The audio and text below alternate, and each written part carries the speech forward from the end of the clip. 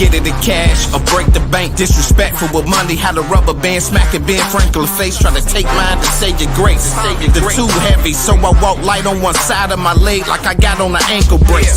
Fuck friends, follow the campaign. Chords plug in, just now fuck what it was then. I'm in these streets, I'm dug in. These niggas in they feelings. Got the molly water rubbed in. You been ballin' in this game a while. Better tell coach bring your sub in. Game time decision, that's how I aim my precision. I'm the same guy with a trained eye with game tie business. Some of the same guys that slang pies, the same guys snitching. Me a mold cloth cut, so to be the same guys get it. He got caught with some yay in the cake, but he ain't been to the feds yet. The feds promised him tons of coke, but he ain't checked no bread yet. Shoulda knew something was funny about him. Shipping shit through FedEx. We catch him flicking down our block, gon' put something through his head rest. I'm cultivated, highly motivated to educate these dumbed down niggas and elevate them. Information disseminated, intentionally to relegate them. No heaven lobbies, we all got body.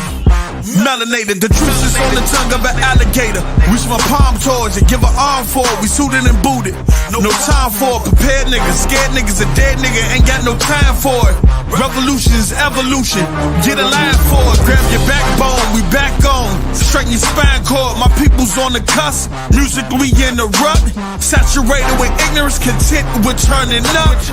They degrade us and learners, imitate us and burners. Brought us murderers and killers, then lock us for the burners. Dug up the plot, then gave us the boxes for the murder. The attack on manhood gotta be answered.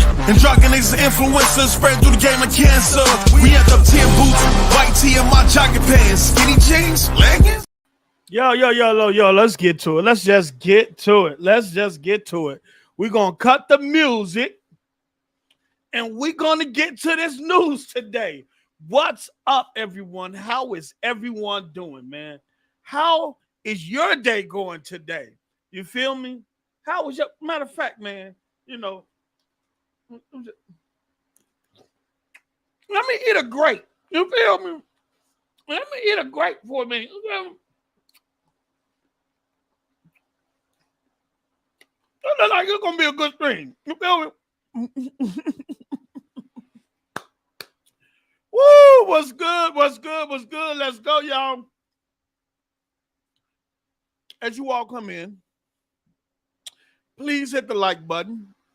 Please subscribe to the channel if you haven't. Hit the notification bell so you can be notified each and every time that we go live, okay? A lot of information came out today. We're going to get down to it. I'm going to hear you all thoughts in the chat on what y'all feel about the news today and the progress that we're at now versus where we were at a couple of weeks ago, even a couple of months ago, in terms of the energy and tone, right? Y'all going to get my perspective. We're going to have a great discussion about this, okay? We still have a long way to go. I'm not screaming victory right now. I am not screaming victory, but I think we're in a good place. I think we're in a good place right now. So before we get started, I'm going to do my due diligence, right?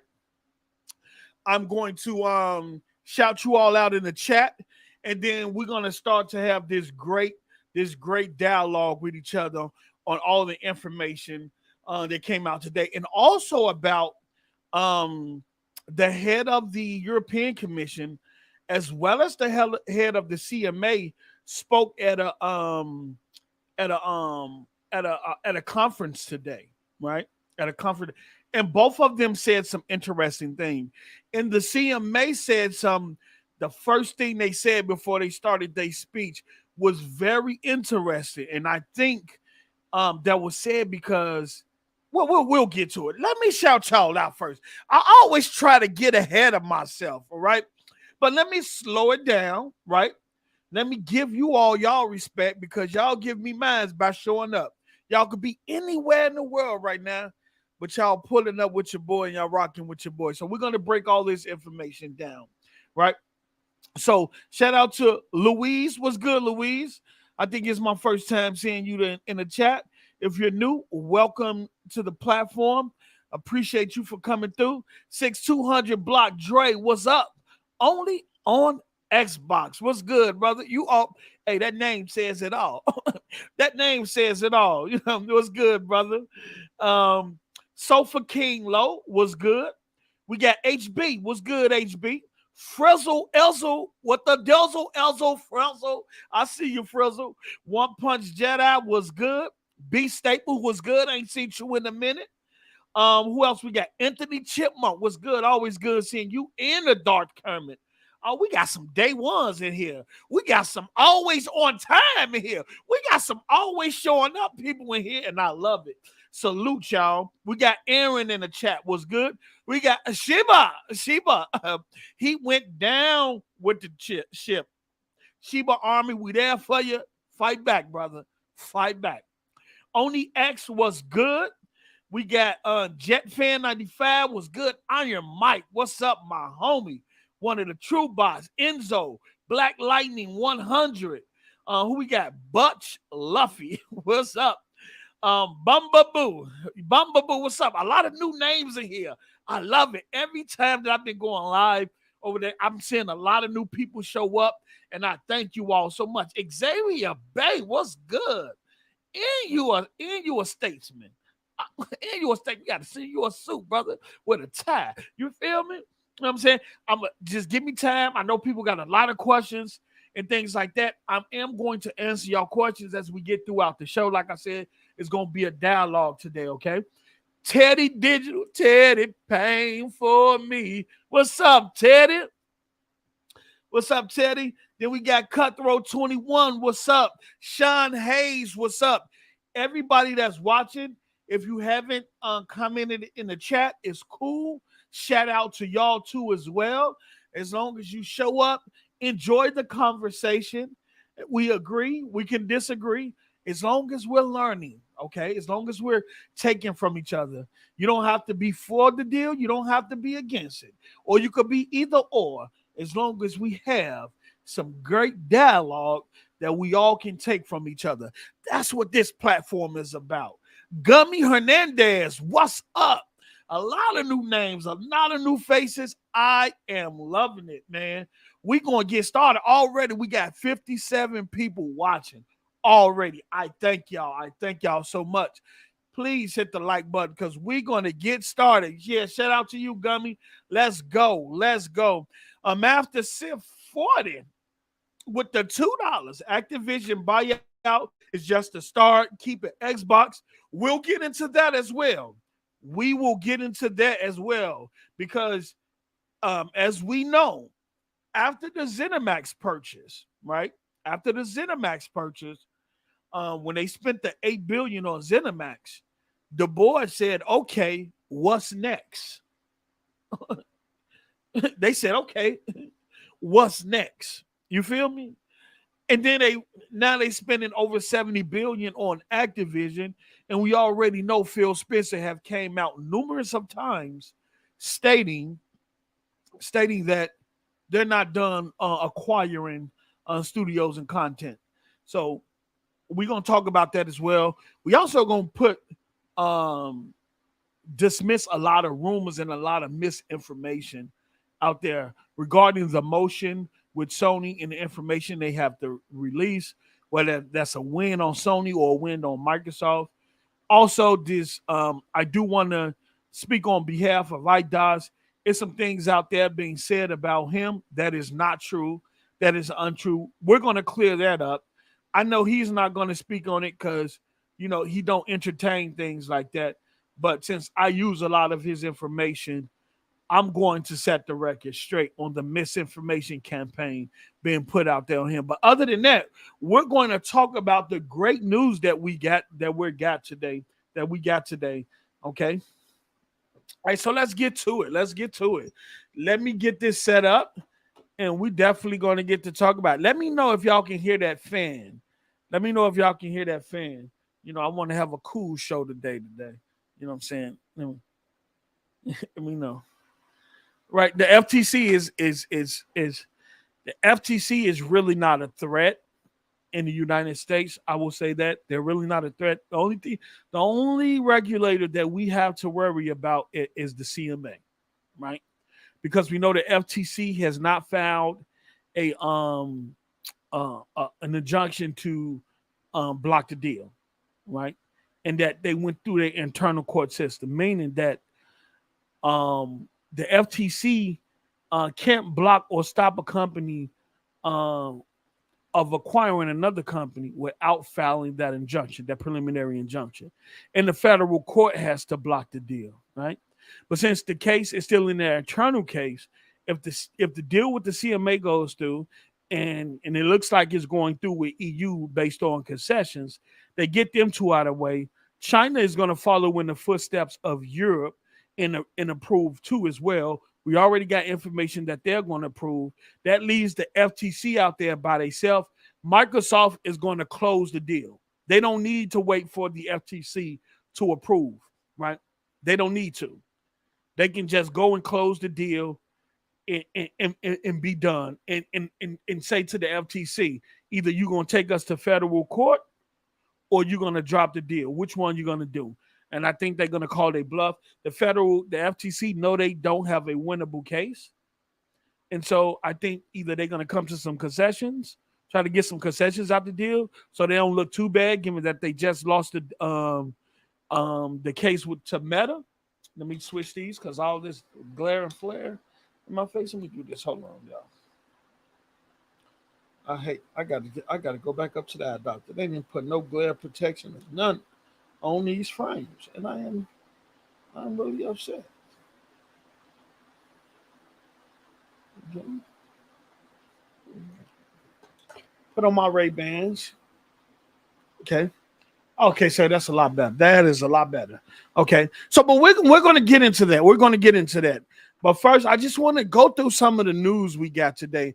And it's been a lot of news, okay? It's been a lot of news.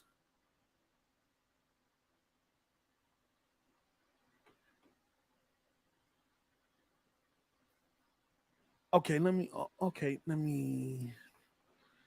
do this here. Let me bring this over here. So I'm going to close that out, and I'm going to go to here. And I'm going to go to my Twitter account because, you know, my Twitter account just been on fire with these updates, you know. And I'm going to kind of go to the recent ones. Okay. All right, so let's do this. Let me bring this up on screen. David VGS was good. 9 Lives was good. Mr. Kingman, it's pretty quiet out there on Twitter. Usually when information come out about this deal, usually when information come out about this deal and it have some negative connotations to it, it's a lot of EU CMA shut it down and the deal getting blocked. We told you it's getting blocked, this and that. I didn't see a lot of that today. I don't know if it's me. But I didn't see a lot of that today. Is it just me? But let's get into it. The blue one was good. Okay, so let's get into it. Let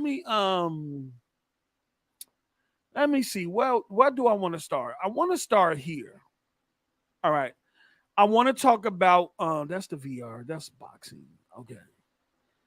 All right. So that's people making fun of me. That's another thing. A lot of people been making fun of me for even following this acquisition. And I think the same people that was making fun of me is now following this acquisition. Also, I want to talk about this as well.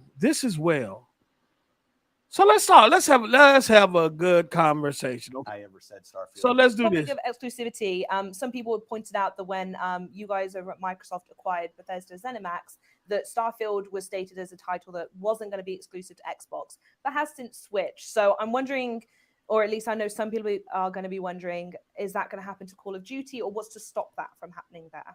I don't think I ever said Starfield was not going to be exclusive to Xbox. You know, now you said that, people are going to go through and watch hours worth of content. And I like the confidence. Yeah, because I think what I said is we're going to take it on a case-by-case basis. Facts. I said we're not going to pull games that are on other platforms. Facts. So we'll continue to support the communities of games. And, you know, as Elder Scrolls Online has been doing their annual drops and their content drops, those have been on. All right, and I'm not going to play all of that because I'm pretty sure y'all didn't listen to that already. I will say this. Look, man, I can't believe initially when Microsoft announced that they was acquiring ZeniMax, okay? When the news came out that they was acquiring ZeniMax in Bethesda, I wouldn't say the consensus among Xbox community was great. Everybody was for it. They was excited. But you have the other people in the other communities saying they didn't care, right? They said they said Bethesda was trash. Okay, let me bring this back. And let me go here. Hold on, give me just a second. Okay. All right. So when Microsoft first announced the purchase of ZeniMax in Bethesda, and I can't believe that we're two years in, 2 years past, 3 years past, and we're still talking about exclusivity over Starfield, which a game that wasn't announced at the time that the purchase happened, and we only found out due to the acquisition. Number two, Redfall. We didn't know what Redfall was or what it was about. Redfall wouldn't even been talked about, wouldn't even known back then. And now we're 2 years in, and the people who said Bethesda was trash, who called them Bugthesda, who say all the games that they put out are a buggy mess, that nobody really cares about their game. Those same people 2 years later are still crying or questioning or talking about the exclusivity of Starfield. And this coming from the same people that when Starfield was shown said it was trash, the frame rate was trash, and this and that and this and that. It really don't make sense. I would say this, man. This industry has grown off exclusivity, right? Nintendo has his own games. Sony has their own games. Microsoft, it seems like whenever Microsoft do exclusivity with certain games and stuff like that, or even buy a studio and say, those games are exclusive to our eco, it's an issue, right?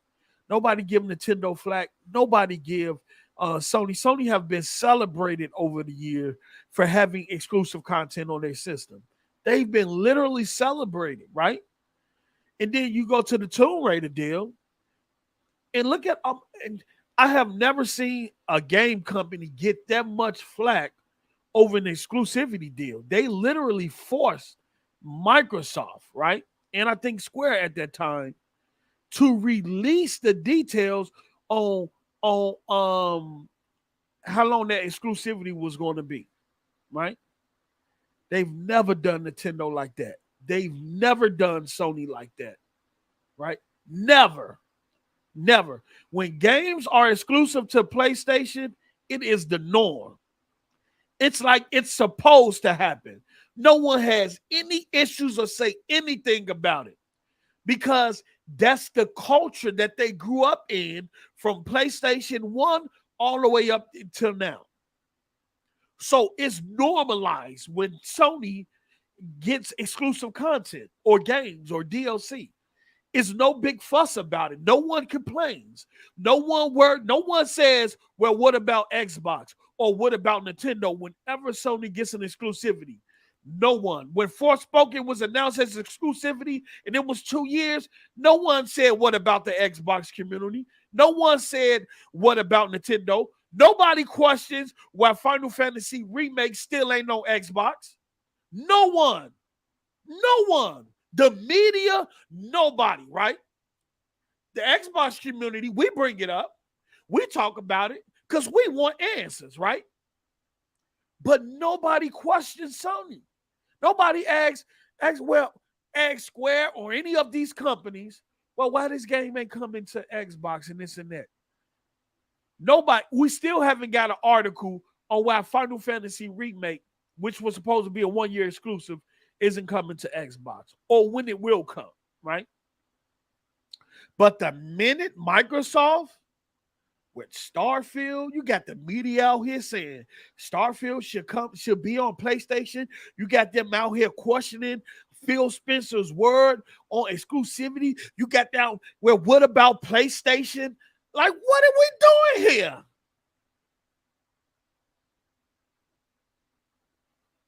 What are we doing here? Like, what is really going on? Right? And then they help play that role of helping Sony become the victim, right? Which they tried to play throughout this whole merger. Over the last year, Sony's been playing the victim role. Oh, if we lose Call of Duty, we won't be able to. You are a multi-billion dollar company, right? That just isn't relying on your game portfolio. You have a huge chunk of the music industry market, right? You have movie and TV studios, right? Even your music department publishes a cell phone game that's valued at over $1 billion. You create all the sensors for damn near every camera on the market. There isn't a camera or a TV out here that don't have one of your sensors in it. There isn't a phone out here that don't have one of your sensors in it, probably. But yet you're telling the regulators, right, that your first-party studio is relying on a third-party company IP that you don't own. So somebody talk to me today. Somebody talk to me today. You're telling the regulators that your first-party content is relying on a third-party IP that you don't own. Somebody please make it make sense. Okay, let's go. All right, now this one right here, this one, and I got this website pinned because this is the European competition policy, and this part right here down here says this decision text. I don't know if y'all can see it, and it says none right there. Once this say approve or deny right here, we know the deal will go through.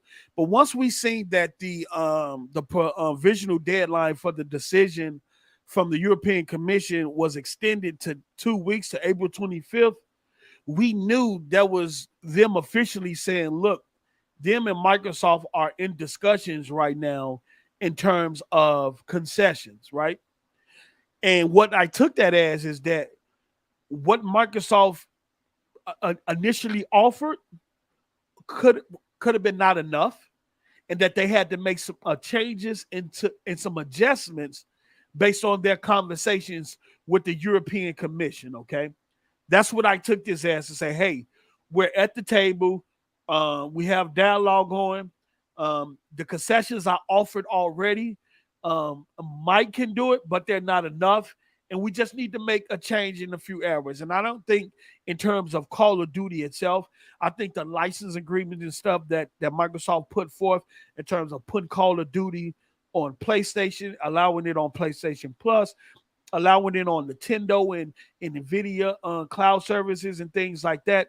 I think that's as good, but you still have Game Pass, you still have cloud issues. They even brought things up with Windows and the operating system and stuff like that. But I think the operating system and all that, I don't think that they have anything to worry about.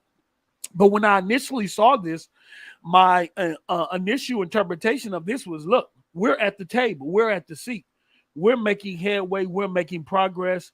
We're now creating this dialogue where we can all give our opinions on both sides. The European Commission can say, hey, we have issues with these are the areas that we need you to kind of rectify for us. And Microsoft say, hey, look, we'll be able to make these.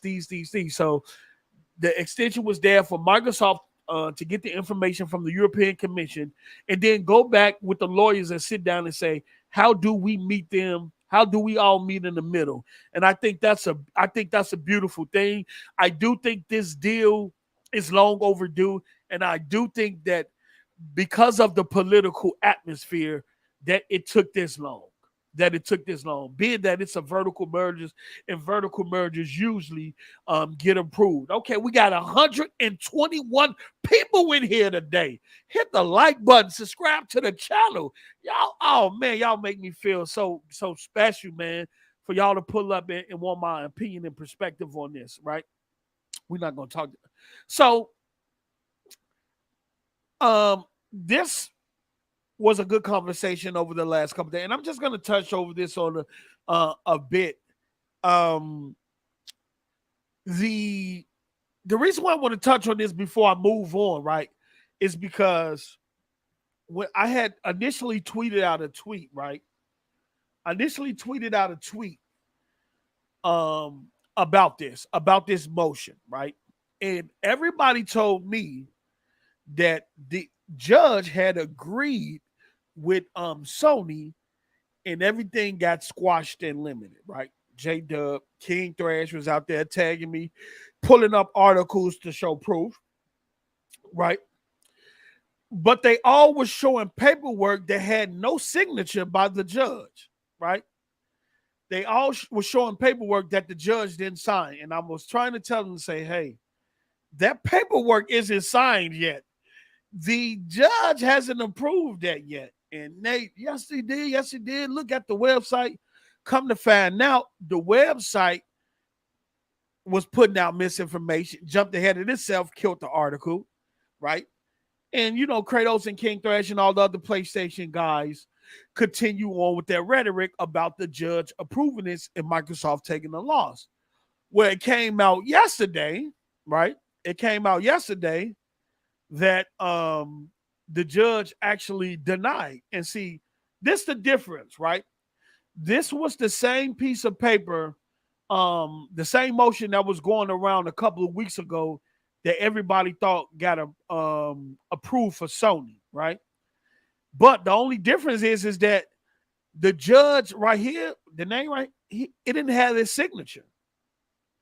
Now it has this signature, right? And so Microsoft wanted to get access to data going back, 10 or 11 years to 2012. Sony did win in terms of limiting the scope of what Microsoft had access to. So they only get access from January 1st, 2019 to present, right? Right. And then, you know, they SIE quest to squash document request 3 was denied.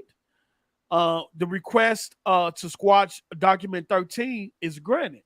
Microsoft wanted performance evaluations on top executives and some custodians, and the judge felt as though that wasn't needed for this case. It had the performance evaluation won't have no bearings on this particular case in terms of acquiring Activision, right?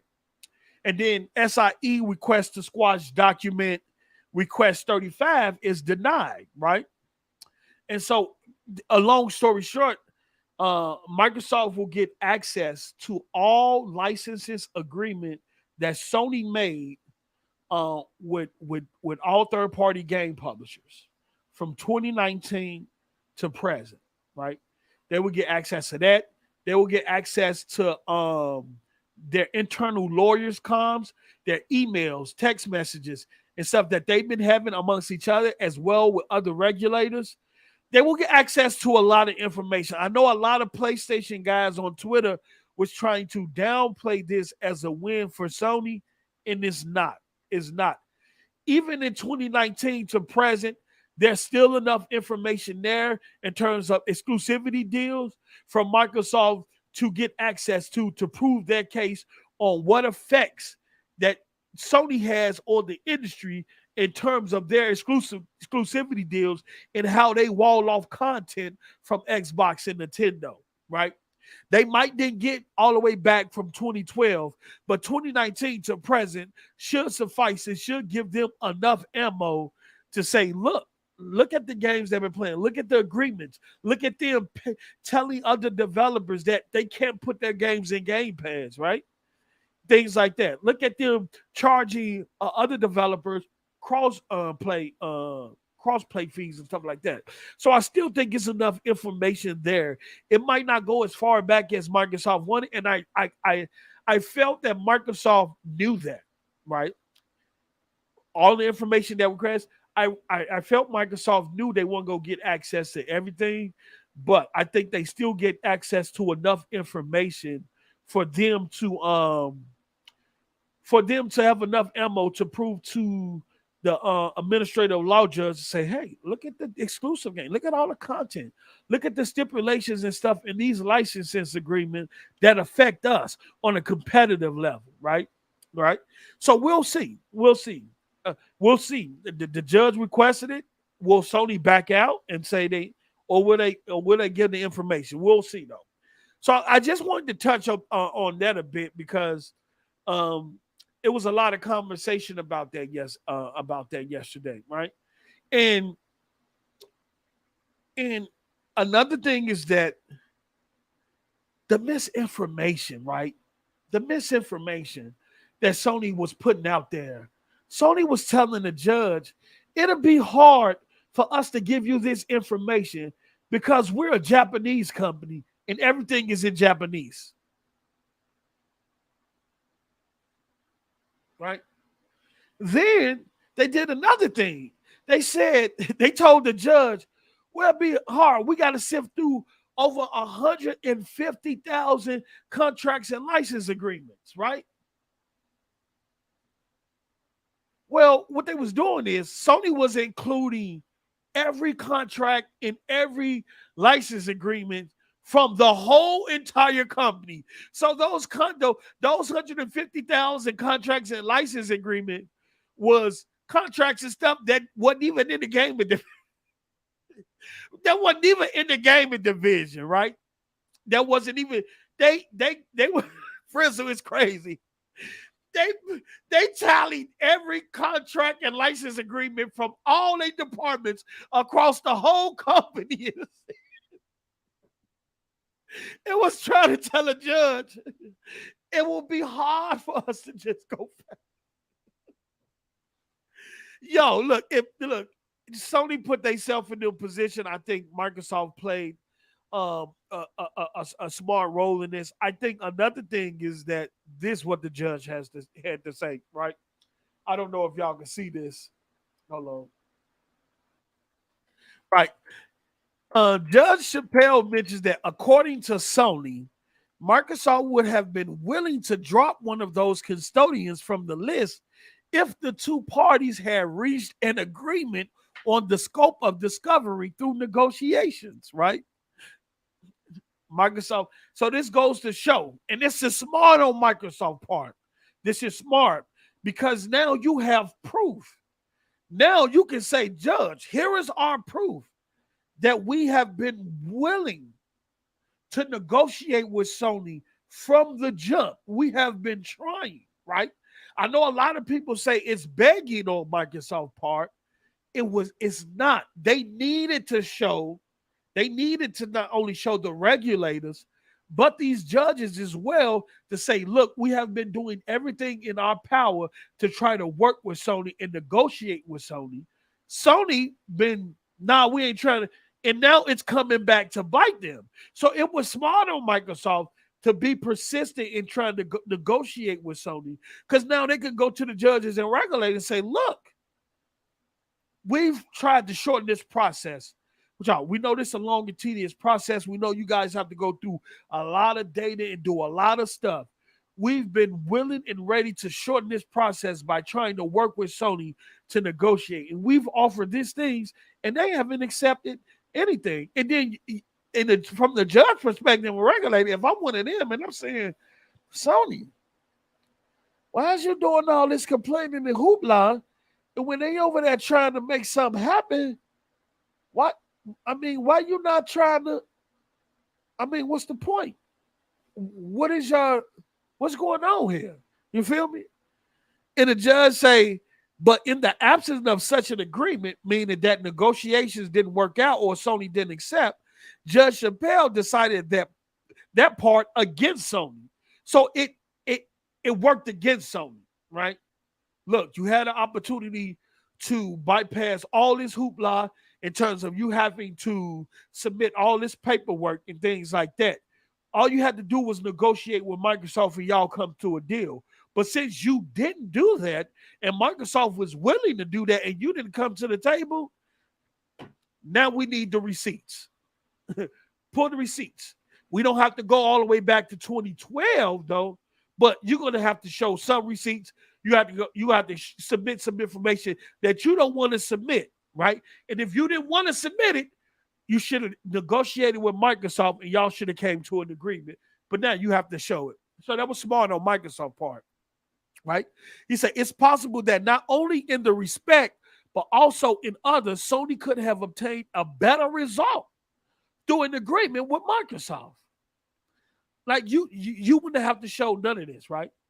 Microsoft said it was going to pull some of the requests that it was asking, pull some of the requests that it was asking about some of the employees. Oh, let me go back. What I've done here? Pull some of the requests that it was asking about some of their employees and everything, right? All right, so we're going to do this here. So an article came out, and I think I posted this. I think I posted this today, right? Right. Bloomberg, Microsoft Corp, and Activision Blizzard Incorporation met with the UK Trust. Now, this is what the CMA. So this happened this week. I don't think we even knew that this happened this week. I think we were assuming that it would happen early, somewhere in March. I think some people was even assuming that it might happen next week. But we did see a picture with Sarah Bond in UK. So if she was already in UK, that means Microsoft, Phil Spencer, and Activision, they was already out in UK. And listening to this and reading this, they had already met with the CMA, right?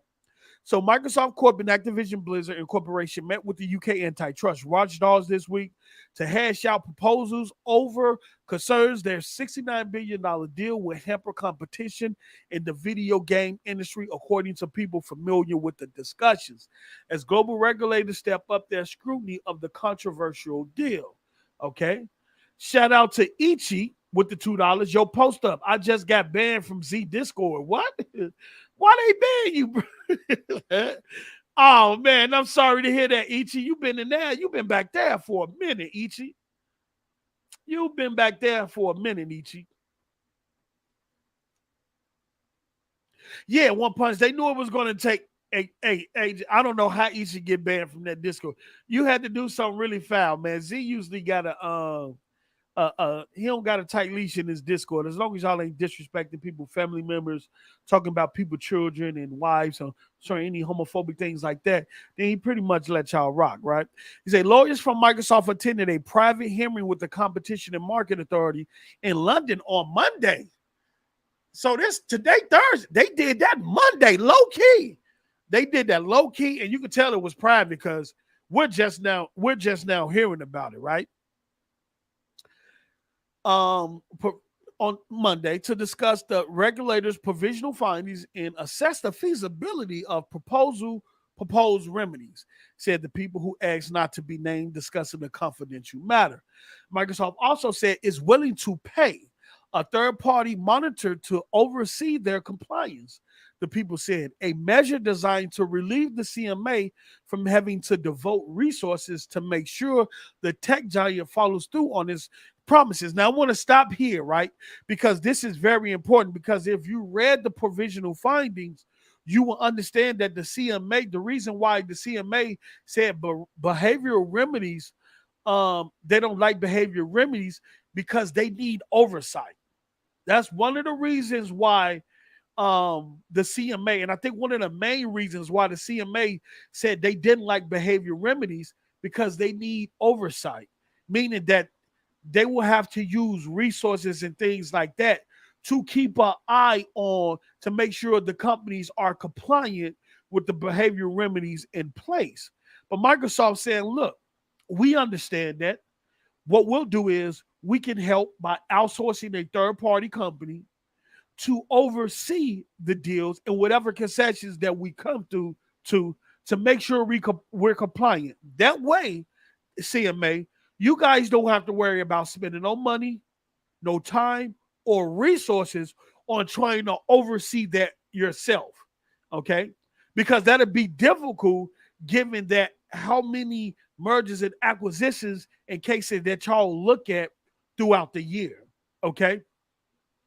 And important of note, Microsoft did the same thing with the LinkedIn acquisition. When they purchased LinkedIn, they paid a third-party company to oversee their compliance, and that's how they was able to get the LinkedIn merger approved. So in this case, when did Microsoft let me see.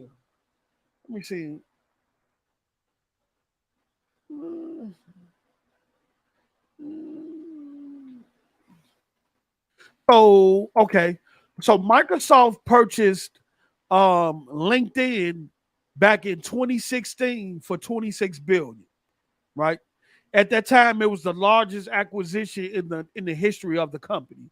Right now, Activision Blizzard has trumped that, but Microsoft got this acquisition approved back then because they paid a third party to oversee their compliance with the concessions and deals that they made with the regulators, including the CMA. So if Microsoft has been persistent in the concessions that they made back then, because we haven't heard any regulatory issues with how Microsoft has ran LinkedIn, I think that shows that they can be trusted in this case in terms of allowing a third-party company to oversee their compliance in regards to Activision Blizzard. Okay, so let's keep this going. Okay, all right. And spokespeople at Microsoft and CMA, they declined to comment.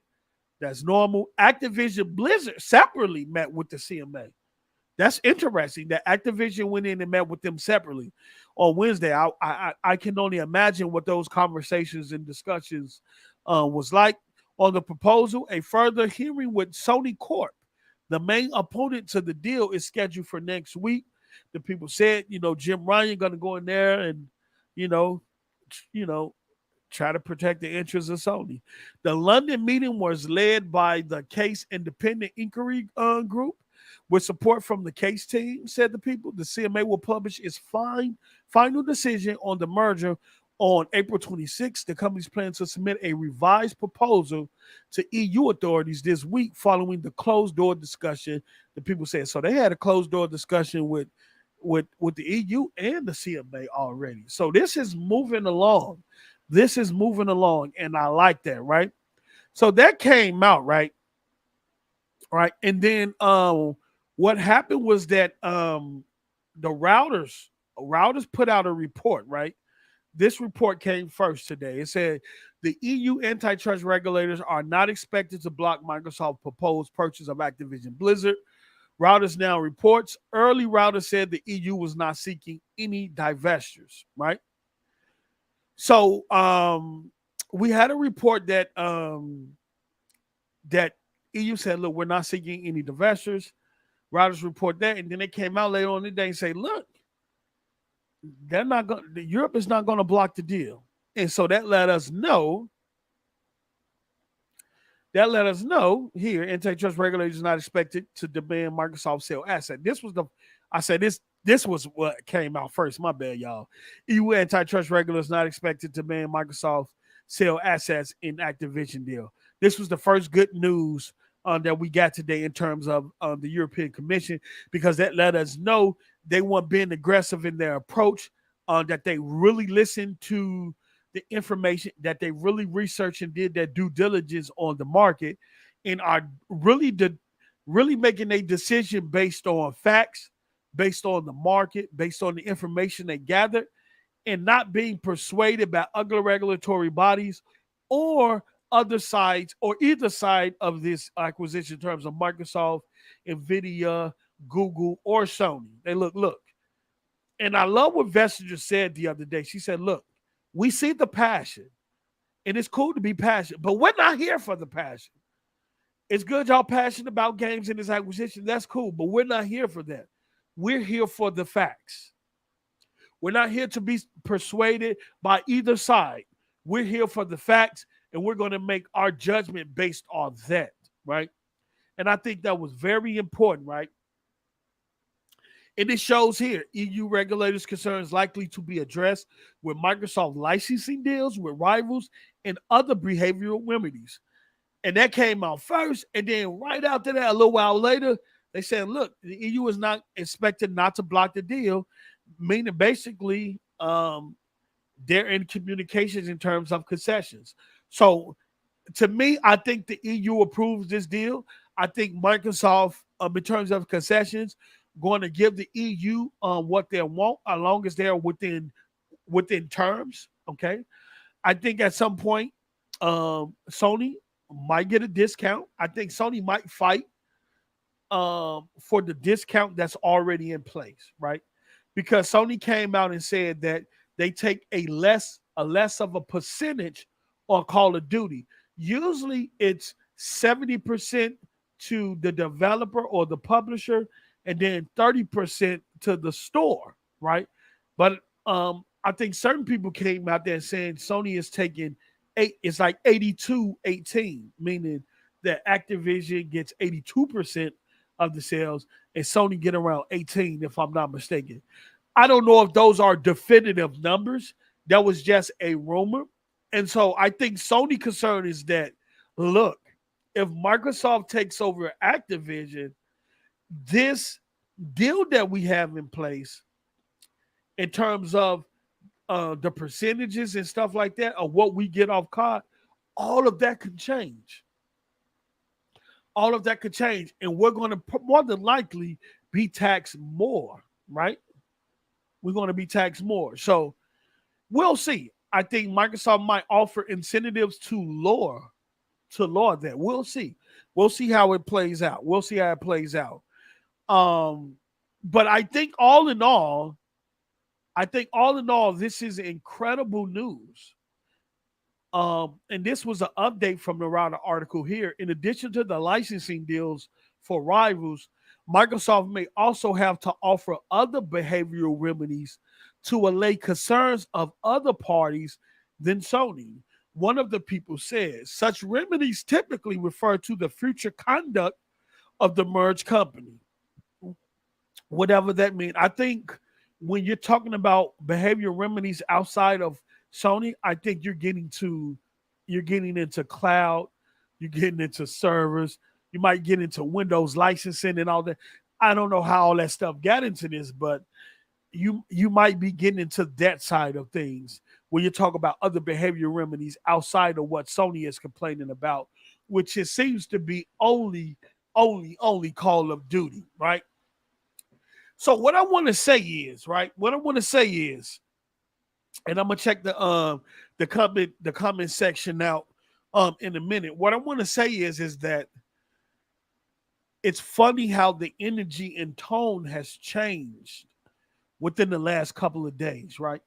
Because if you look back a couple of weeks ago, or even a month ago, you had tweets and articles on about this acquisition that would make you think it was going to get blocked, right? By the European Commission and the CMA, right? Everybody said that you had people saying the deal was dead, this and that is getting blocked, it's not going to go through.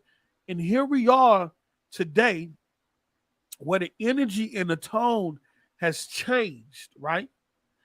And I'm looking at social media right on Twitter, and I'm like, well, where are the articles about today's news? Right? Where are all the articles about today's news?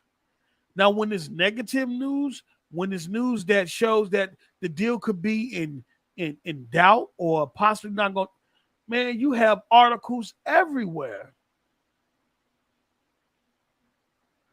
You have articles. Am I mistaken? Is it me, or I just haven't been to enough gaming sites or anything like that, or been on Twitter enough today to know that this is being reported on? Because when it was negative news about this, you it was in your face.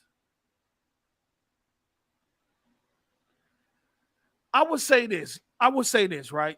So, okay, so we know, and this is what we assumed all along, right? This is what we assumed all along, right? The first thing was that when this deal was announced, since it was a vertical merger, we assumed that it should get passed without any concessions, right? Based on the way the market is, based on Microsoft's position in the market, and based on how they've been demolished by Nintendo and Sony, right? Right. But due to the political climate, that turned out different. So here we are, right? We know we have a lot of regulators, about 4 or 5 regulators already been passed without any concessions, okay? But the merger agreement stated that Microsoft needed approval of the United States, the UK, the EU, and China. Those 4 places. So anybody outside of that was just an added bonus.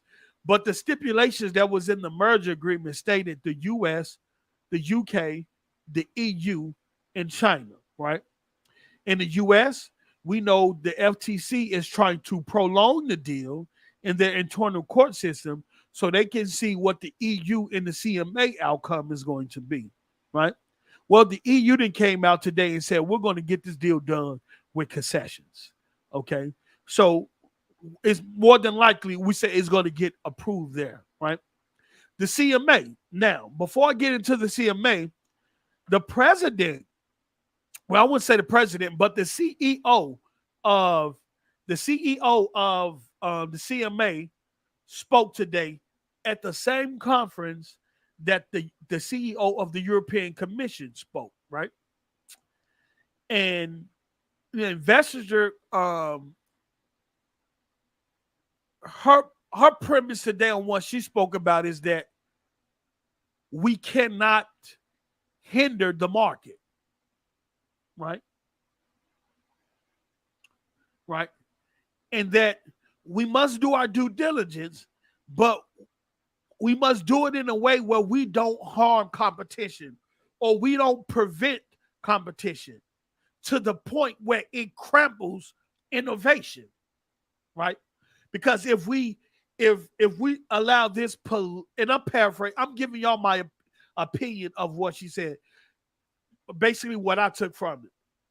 Because if we allow this political climate that we're in, right, to this attack on big tech, we can sort of hinder the market. We can disrupt the market in terms of innovation and technology and things like that. So we cannot be against competitiveness, right? And that's what I took from her. The CEO of the CMA, y'all know the first thing the CEO of the CMA said when she started her speech? The first thing she said was, we are not against mergers and acquisitions. And you know what that let me know? That let me know that they are privy, right? They are privy to what's being said about them, not only in the media, but on social media. So then when y'all, I'm pretty sure because I see a lot of people tag the CMA, right, on Twitter and stuff like that. They have to be seeing all that. They have to be listening, because the first thing you say when you come out is pretty much defending yourself to say, we're not against mergers and acquisition. Because since this deal started and since phase 1, a lot of people been pushing back on the CMA saying, look, questioning, like, what are y'all doing here? So if that's the first thing you said, that means you've been listening to the climate, right? You've been paying attention to what's being said about the CMA, about your company, about your whole body in terms of how people feel about y'all take on this whole Activision deal. So we're gonna see. We're gonna see. I think that the European Commission and the CMA might work together. They might not. I think it'll be beneficial for them to work together. And that way Microsoft can submit to both. Hold on, let me do this. Give me just a second. Let me blow my nose.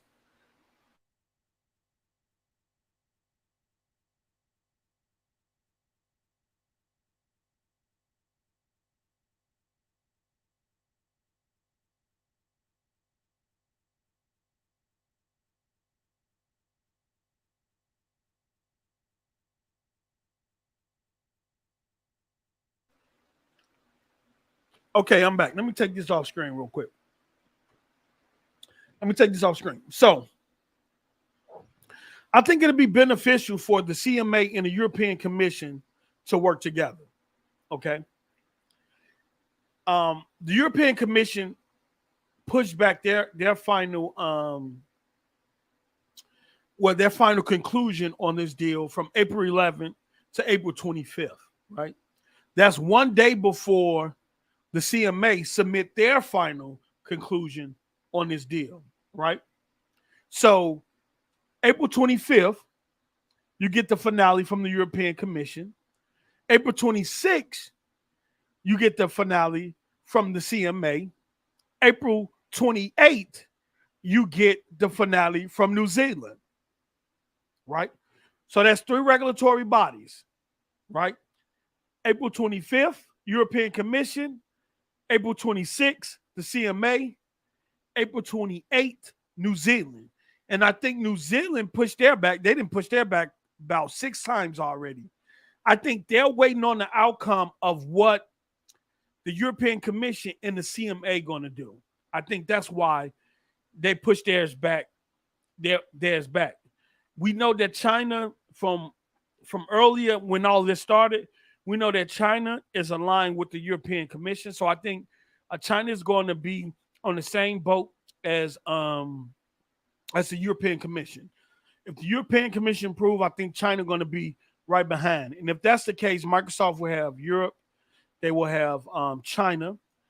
We're not concerned with the FTC because Microsoft can call they bluff by closing it and forcing them to take them to court, right? So the CMA will be the last one left. And I think once the European Commission and China fall in place, then you're going to see other regulatory bodies start falling in place as well. So let me see here. Before I go on and continue talking about this, let me get some super chats here. I'm going to look at what you all been saying in the chat, and then we're going to keep it moving. Buck with the $5. Appreciate your hard work, my brother. No problem.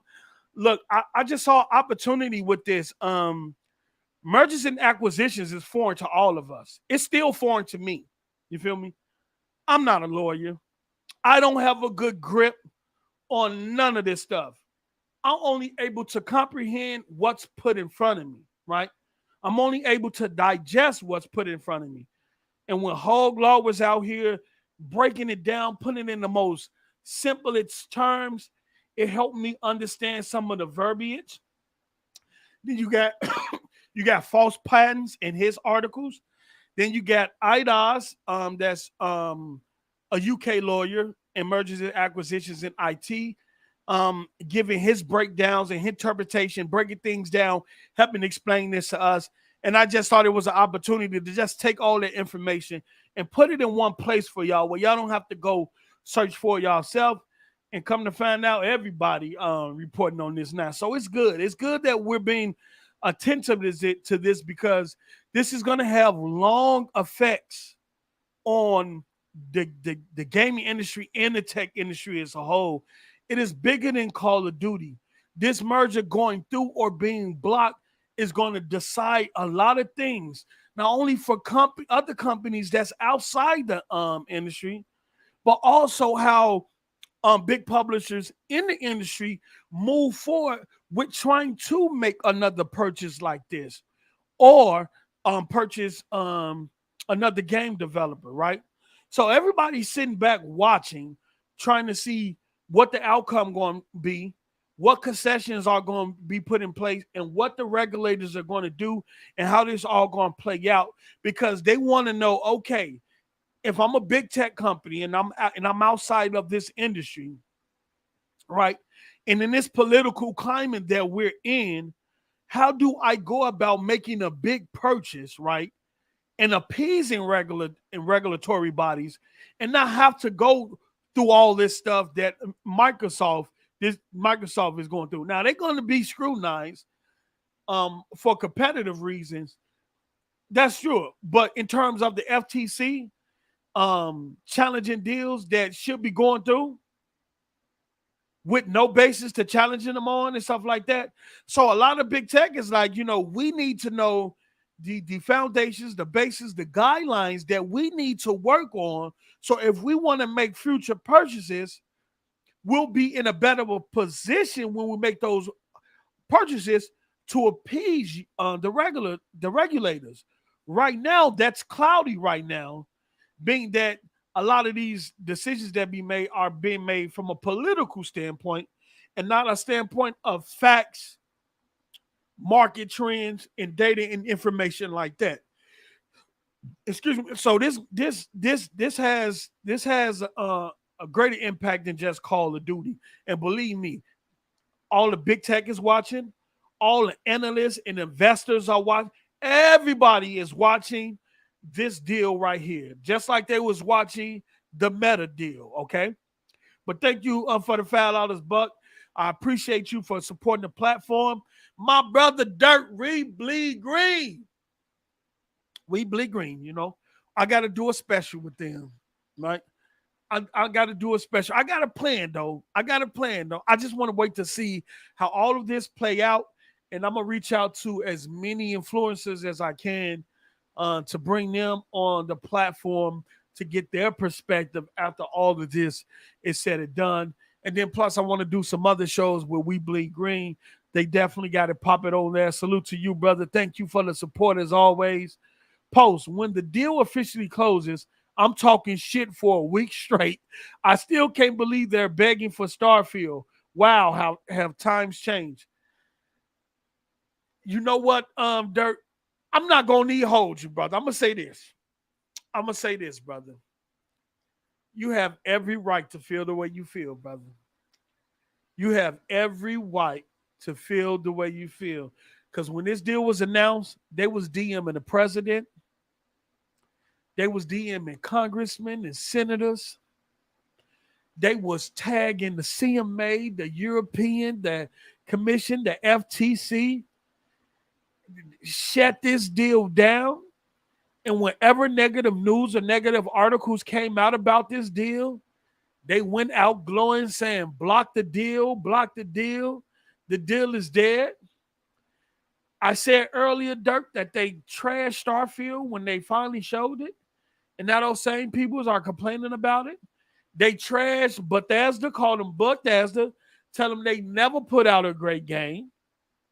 Tell them all their games are trash, said all their games was buggy, right?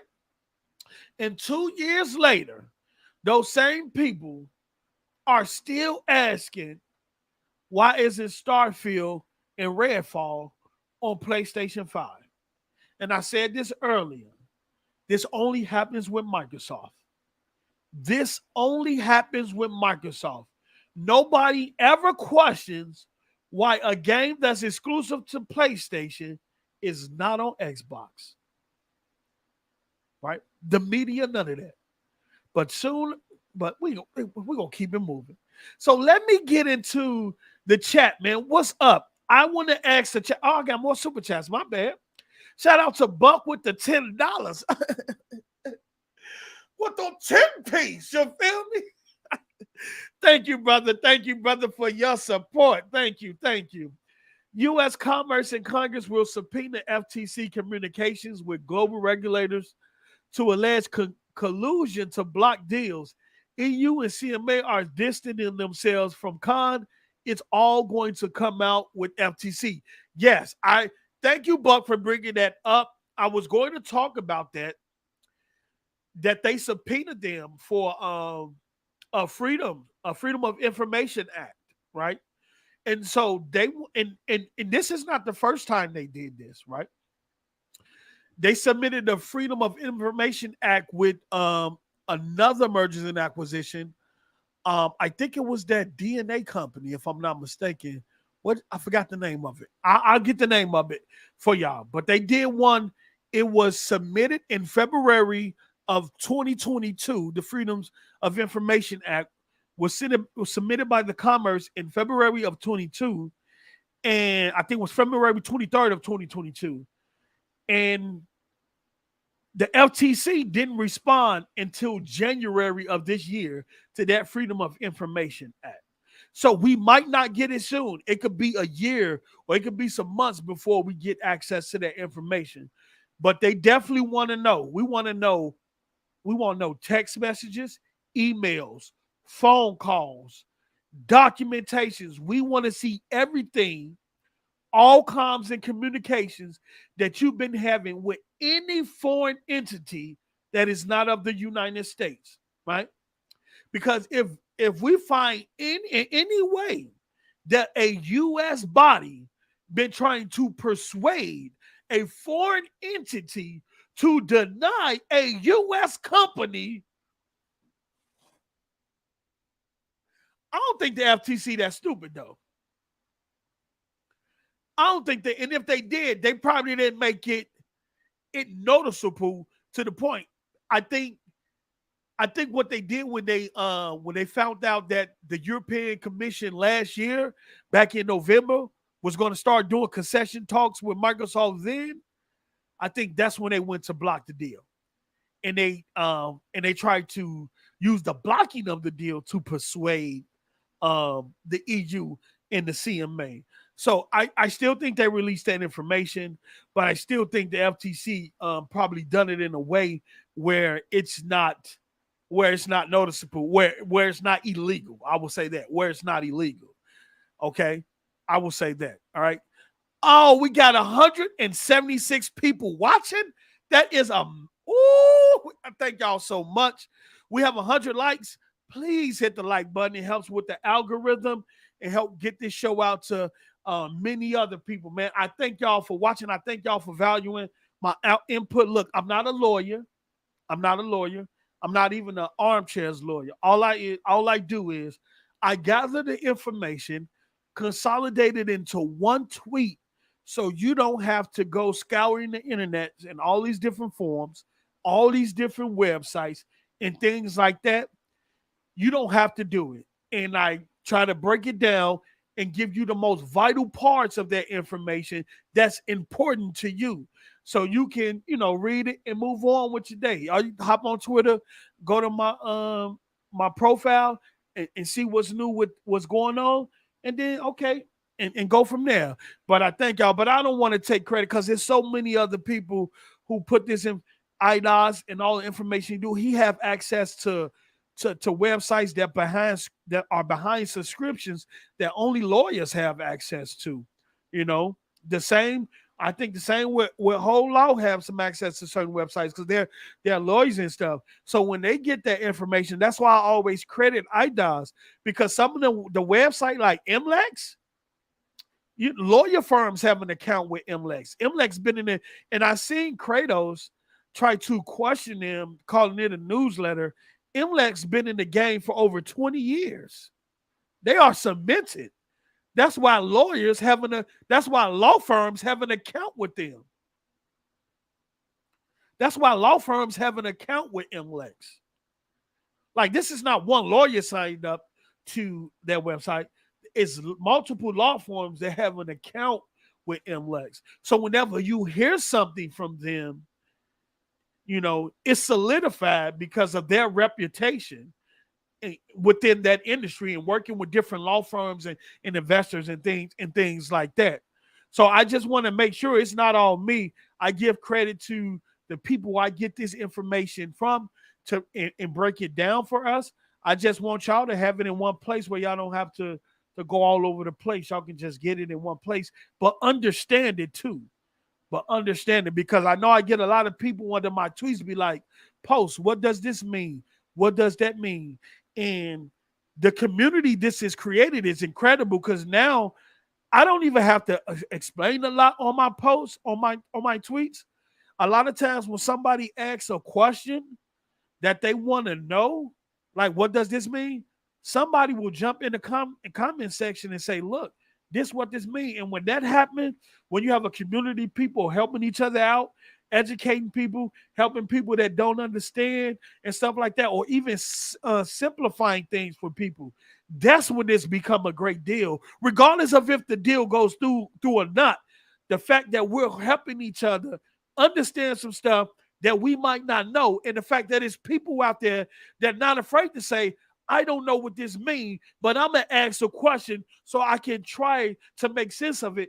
That's when what we do becomes incredible, becomes fun, becomes important, because that means we are building together. We are learning together, because everybody don't know everything. And it's cool to not know, because when I first started reporting on this stuff, I didn't know nothing about none of this stuff.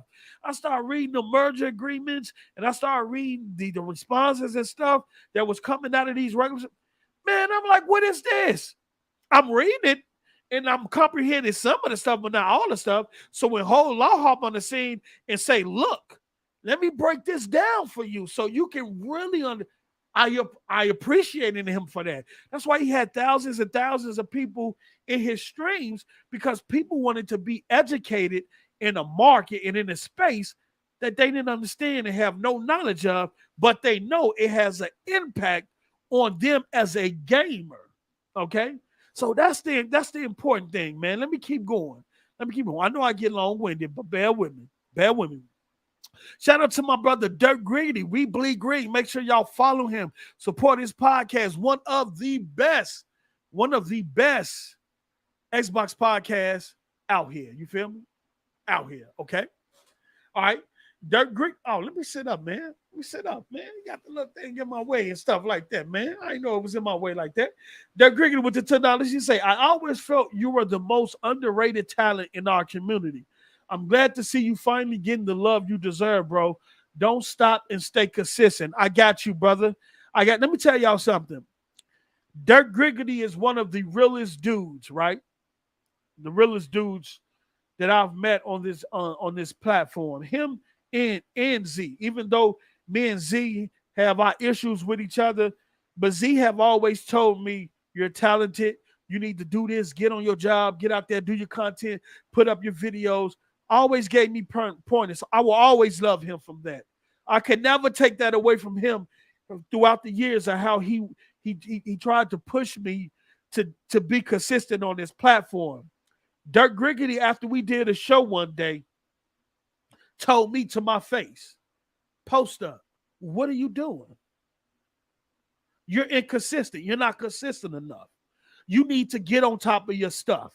There's people out there that want to see your content, that want to see you succeed. What are you doing? And I didn't get mad at Dirk. I respected Dirk for telling me that, because that's what a real person do. When a real person sees something in you, they don't sugarcoat nothing. And he didn't sugarcoat anything in that conversation. He said, post up. You're tweaking, bro. Get on your job. Get it together. Stop with all these excuses. Even if you have to do this and do this, make it happen, right? I will always love them two brothers for that. For being man enough to tell me in my face, look, you got talent, but you're wasting it. Basically. Shout out to Dirk, man. Shout out to Dirk. That brother, and I told him, Dirk, I said, I ain't mad for you now. When we had that conversation, I told Dirk, I said, thank you, brother. Thank you for being honest with me, okay? Xavier Bay with the $5. They out here with Trump saying, stop the steal. I mean, oh, man, it was crazy, man. I felt like a couple of days ago, every UK journalist was creating negative articles about this deal a couple of days ago. You know, all them articles that came out that had a negative light on this deal, majority was from UK journalists, right? Which was crazy. All right, make sure y'all hit the like button. Thank y'all for hitting the like button. Yeah, so I you know what? I give kudos to Hogue Law. I give kudos to IDOS, even False Patent, because I grabbed some articles from his website. He have 12 years in the game on this. IDOS, 15 years mergers and acquisition IT lawyer. So when you get an understanding from those three people who have that much longevity in the game around mergers and acquisitions, you tend to take the information that they give you and the breakdown that they give you as not as facts, but you take it in consideration that they have a better knowledge of how things play out, more so than you, because that's their industry that they're in. But before we move on, I do want to say this.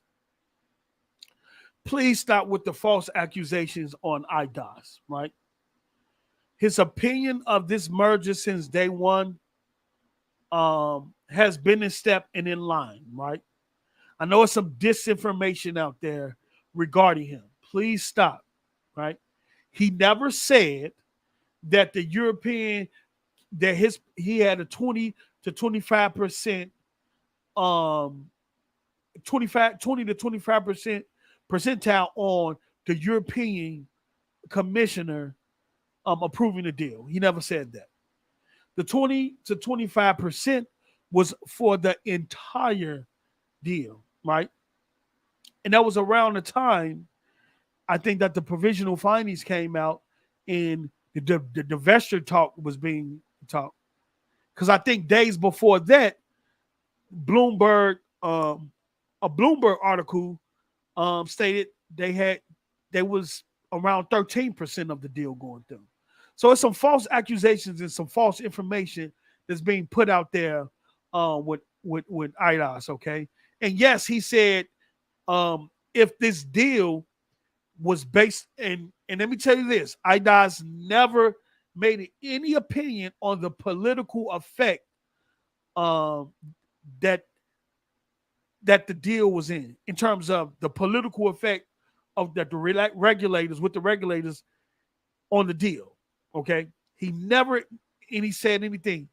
All of his opinions and conclusions and results of if this deal goes through was based off facts of the market and if the regulators did their due diligence.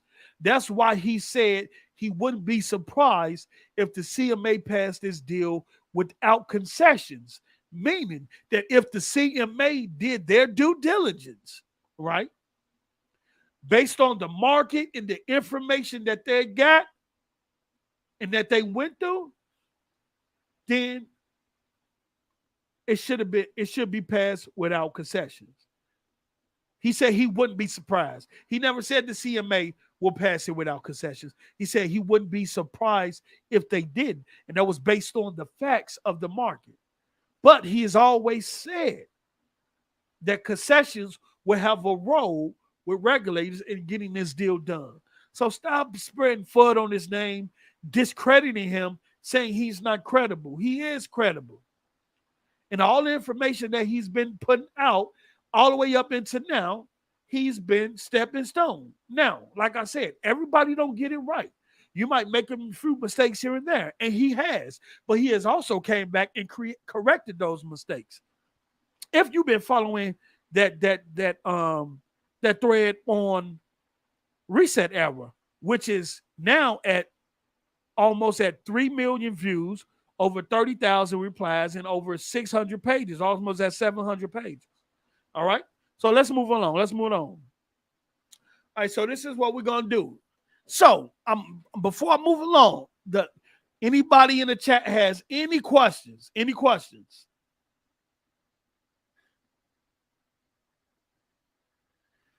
Yeah, they made that diss track, block the deal or stop the deal.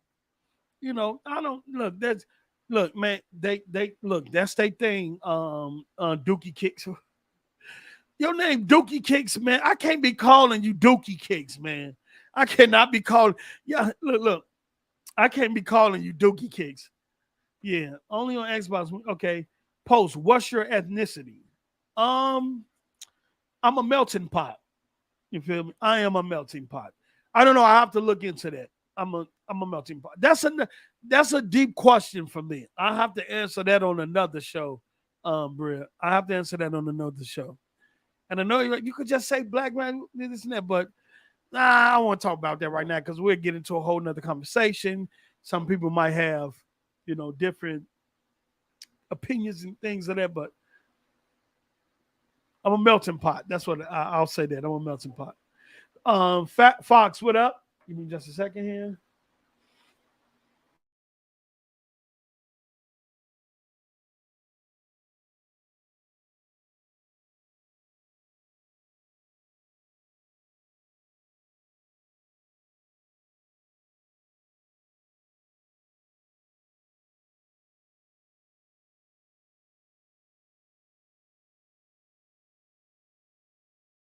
I'm back.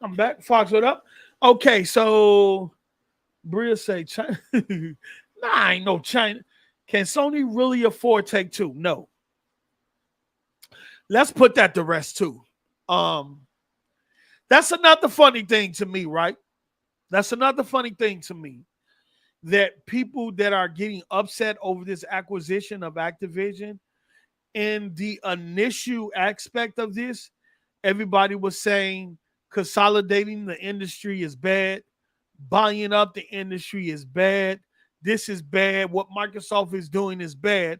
And now those same people saying, okay, since Microsoft is buying Activision, consolidation is good, and Sony gonna do it too. And when Sony gonna do it, we're not gonna have a problem with it. It ain't gonna be consolidation. Then it's gonna be Sony responding to Microsoft buying Activision. That is just crazy.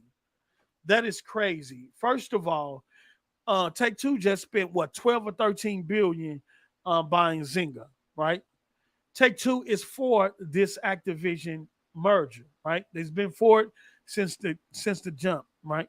I don't think Sony. The last I heard, Sony has 12 billion in cash on hand, right? I don't think Sony has the finances to buy Take-Two without taking a loan, okay? I'm not saying it's impossible. Number two, since Sony is the market lead, since they dominate the market, it won't go through because GTA, unlike Call of Duty, is an essential input, okay? I'm going to say that again. GTA, unlike Call of Duty, is an essential input. It is one of the highest selling games in the world. It is in the upper echelon. When I say it's in the upper room, it is in the upper room. Games like Minecraft and GTA have separated themselves from the pack years ago. Years ago. There is no other game on the market that motivates people to go out and buy the GTA game disc multiple times just to get access to $1 million shark card. Name me one. Name me one game that people go back over and over and over again just to get access to a shark card. Name me one game that sold billions. That's still selling. GTA 5 is still selling. Now you want to talk about a game. I mean, you want to talk about a game that can move a community of gamers. GTA has that power. GTA has that power. You feel me? First of all, it wouldn't happen due to Sony's market lead and a market dominance, right? Globally. It won't happen. Two, it's an essential input, and GTA will be able to lessen competition, and it does have the power to foreclose. GTA is one of them titles that can cause foreclosure. Call of Duty? Nah. And I say that because of this. If you look at the age we in terms of digital libraries, right? We have gamers on PlayStation, right? They have spent thousands and thousands of dollars to build up their library. I'm talking about $2,000-$3,000 worth of content, including accessories and all of that, right? Right. You mean to tell me that a PlayStation player, especially even a hardcore Call of Duty player, just say for a hypothetical, let's say for hypothetical reasons that Call of Duty does come exclusive to Xbox, right? Do you think that gamers that spent $2,000 to $3,000 worth of content on a PlayStation, right, will forget that, leave the PlayStation community, only to respend that same amount to rebuild their library on Xbox for Call of Duty? No. It's just cheaper getting Game Pass on the PC. It'll be cheaper just having a PlayStation and the Xbox versus uprooting yourself out of an ecosystem that you have invested thousands and thousands of dollars in. Call of Duty is not that important. And I don't think it has that ability to do so. But I will tell you this. If either one of them ever buy GTA, right? Just for say hypothetical reason, Sony gets GTA and they make it exclusive to PlayStation. We're creating this world where it's a possibility that this can happen, right? I will tell you this.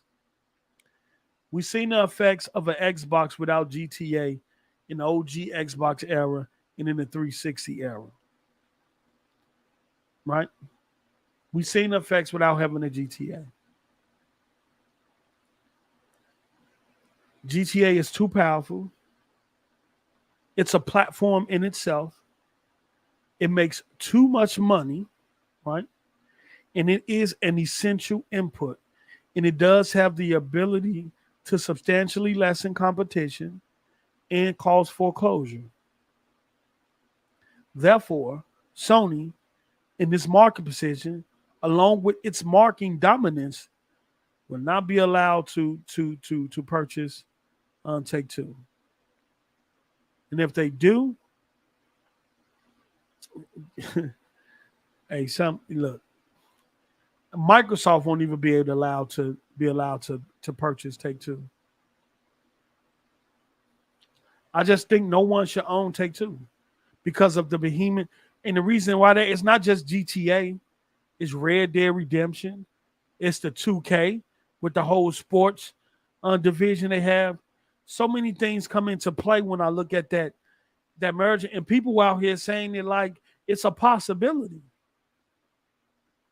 No, I don't think so.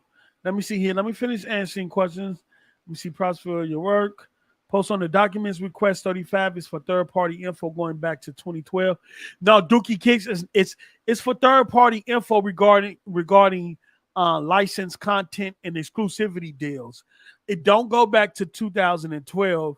The judge felt that was too strenuous, and they felt as though what happened back then don't have any effect on what's going on now. So they limited it to January 1st of 2019 to present. So Request 35 will give them access to all exclusivity deals, licensing deals that Sony made with third parties from January 1st, 2019, all the way to present. And I still think there's enough information in there for Microsoft to prove their case on how Sony business tactics over the years have created this climate in the market in terms of hampering competition and walling off competition from others, including Xbox and Nintendo and stuff like that. Okay, thank you, Ali. Definitely hit the like. But Black Light don't start. Post part lamb chop, part oxhead. Hey, Black Light, you ain't gonna get me to talk about food today. Okay, if it goes through, Sony will be her belly. Let me see if it's any other questions in here. How light skinned are you, Tsunami? Don't you start, brother. Tsunami, my brother's good hearing from you. I'm glad you're okay. I'm glad you're good, brother. You've been kind of dissing yourself from social media lately, but that's a good thing, brother. I ain't mad at you. Let me see. Percentage of the deal being approved. The percentage of the deal for me being approved, I'm at 75. 75. I'm at 75% right now that it goes through. The only thing I got 70. I'm 70-30 right now. 70-30. I was at 70-30, but I want to put an extra 5% on there right now because I think that the EU Commission and the CMA can come together and really kind of knock this out and with concessions. You know what I'm saying? And that's cool. So that's where I'm at. John AJ Blaze 9800. What's your percentage? Give me your percentage. And anybody else in the comments. I know I got a lot of new people here today. Let me know where y'all at in terms of the percentages of the deal going through based on the information that we got today. Ozzy say, Post, when do you think the deal will get approved? Well, we'll know by next month, right? We'll probably know by the end of this month, really. But next month for sure in April, because the European Commission final date was supposed to be April 11th. And then we know the CMA final decision and wrap up is on April 26th. But the European Commission pushed theirs back 2 weeks to April 25th. So the European final conclusion on this deal will come April 25th. The CMA will come April 26th. New Zealand will come April 28th. And then somewhere in between time, or probably before that, we probably hear some from China.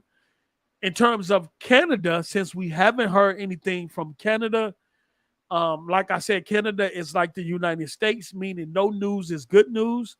Meaning in the United States, they don't approve deals. But if merger and acquisitions is put out, Microsoft submitted with the FTC, they submitted with Canada. And if a certain time period passed and neither organization say anything, then Microsoft will go ahead and close the deal. Okay, so since we haven't heard anything from Canada, no news is good news, and more than likely it gets approved in Canada without any concessions as well. Okay, so that's where we're at with that, Ozzy. So the next 2 months between now and April is very important. That's where we're going to see. Well, today we already know where the European Commission is. We know where they're at. They're saying, look, we're going to get this deal done with concessions. Okay. The CMA, they left the door open, slightly open from Microsoft. But I think Microsoft still get the deal done with concessions with the CMA. And I don't think divestitures become an option. That's what I assume. That could change. The CMA could play hardball. That's why I say I'm not taking a victory lap right now. And I would tell the Xbox community, be happy that you understand what the European Commission is in regards to this case, with them being willing to accept concessions, but don't run the victory lap yet, because we still don't know what the CMA going to do. We still have to deal with the FTC, and we still have the 10 gamers who filed a lawsuit against Microsoft in the California federal court, who's trying to get a preliminary injunction to block this deal. So it's still things that we got to wait and see how they play out, but I feel really good and really positive about the deal. Ty Kid say Take-Two is only $18 billion. Nah, you think that. You think that until you get it. Nah, they're going to want more than that. They're going to want more than that, Ty Kid. It ain't that simple just as that. It ain't as simple as that. Let me see here. Because Activision would have been around, Marcus, if the sexual harassment stuff wouldn't have never, came to fruition or came to light or never happened and stuff like that. Because we know Microsoft tried to purchase Activision like a year or two ago. This is not the first time that, and guess what? Initially, when Microsoft tried to purchase Activision, back then, a year or two ago, they was worth more back then than they are now. Back then, their market value was like 100 and something billion.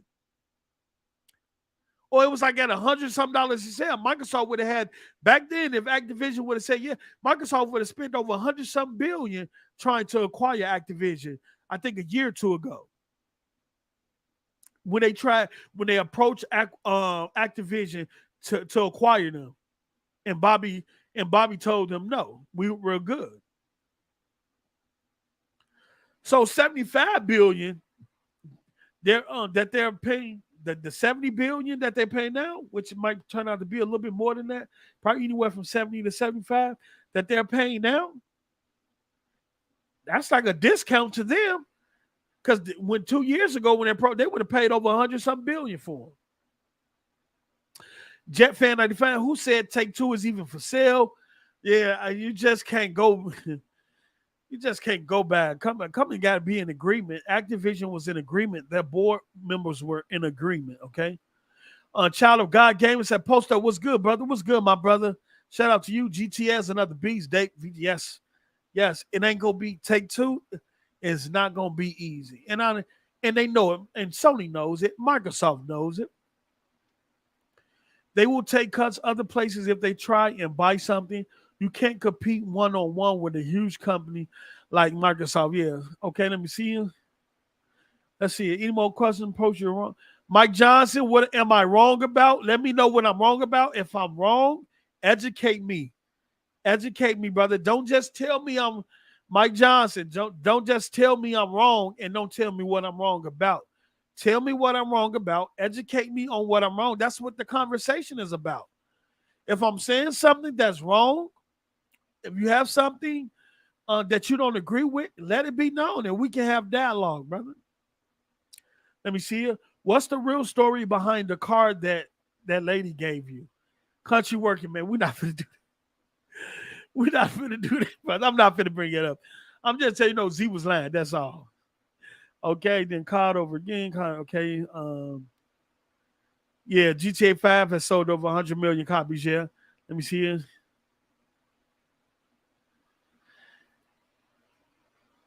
Okay. Mike Jones. Well, I'm calling him Mike Jones, but his name is Mike Johnson. Mike Johnson said that I'm wrong, that if Sony buy Take-Two, the deal will go through right on the spot.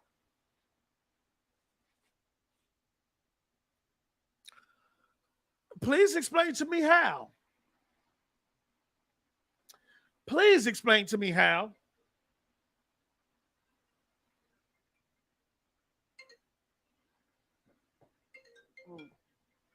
Hold on. My daughter is calling me. Hello?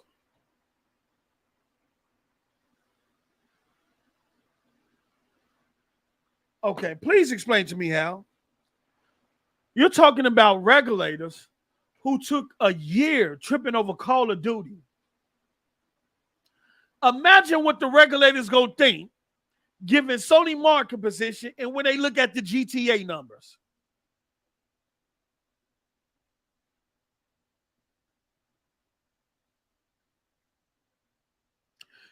Please tell me the logic behind you believing this. And he said it will go through right on the spot. Meaning they will go through any scrutinization that Microsoft went through. They just going to prove it on the spot. Lord, I don't know what's going on. I don't know what's going on. This is more reasonable. This is more feasible. JetFan95. I can see Sony getting CDPR. That's about it. That's more feasible. I can even see Sony getting Square Enix.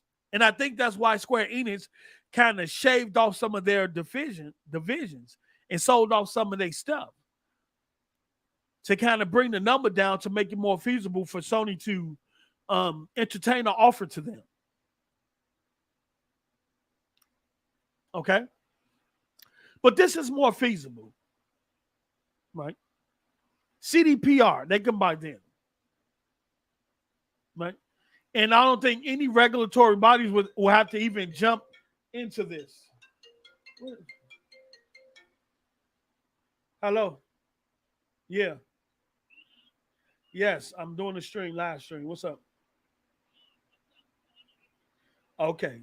Did Ruby take her hair down? All right. I'll let y'all know when I'm gonna get it done. Okay. Wash it and stuff like that. Don't perm it or do nothing. Just wash it and get it clean, and then I'm gonna take y'all to get y'all hair done. I love you. All right. Sorry about that, my daughter. The life of a father, man. The life of a father, but I love it. This is more feasible, Jet fan, even from Microsoft, right? I can see Sony do, and I think this will be a dope move for Sony, CDPR or Square Enix. But I think Square Enix is more so for Sony than anything because they already act like they brought back Sony the way they in terms of where they publish their games. Sony is the first option for all of their games. Okay, what else we got here? Thank you, Louise. Thank you, Louise. Brazil Docs did state this. It said that post GTA more important than COD. It said that in the doc. They brung up GTA in the docs. I forgot about that. Thank you, Louise. Let me turn off this fan. It got my nose running. Okay.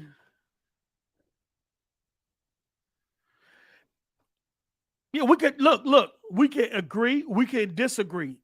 As long as we have a conversation, as long as it's drive the conversation, as long as we can create some sensible dialogue. When Chris come over here trying to agitate me over some other stuff, that's when that stuff becomes unnecessary. That's when I'm gonna tell the mods to get them up out of here because we're not about that over here. Let's stay on topic. Let's talk gaming. No negative energy, no negative vibe. Let's keep it gaming. I don't have a problem with people being here, no matter what community you represent, as long as we have a sensible dialogue and stuff like that. When it goes to other stuff that cultivate negative energy, I ain't got no time or space for that. JetFan95 say at post CDPR makes sense for Sony, to be honest. It's not only gives them first party Western RPG maps. Facts, because it seems like they got a lock. Seems like they got a lock on Square Enix. So I can agree with that. First party Western RPG masters, but also gives them GOG for their PC transition.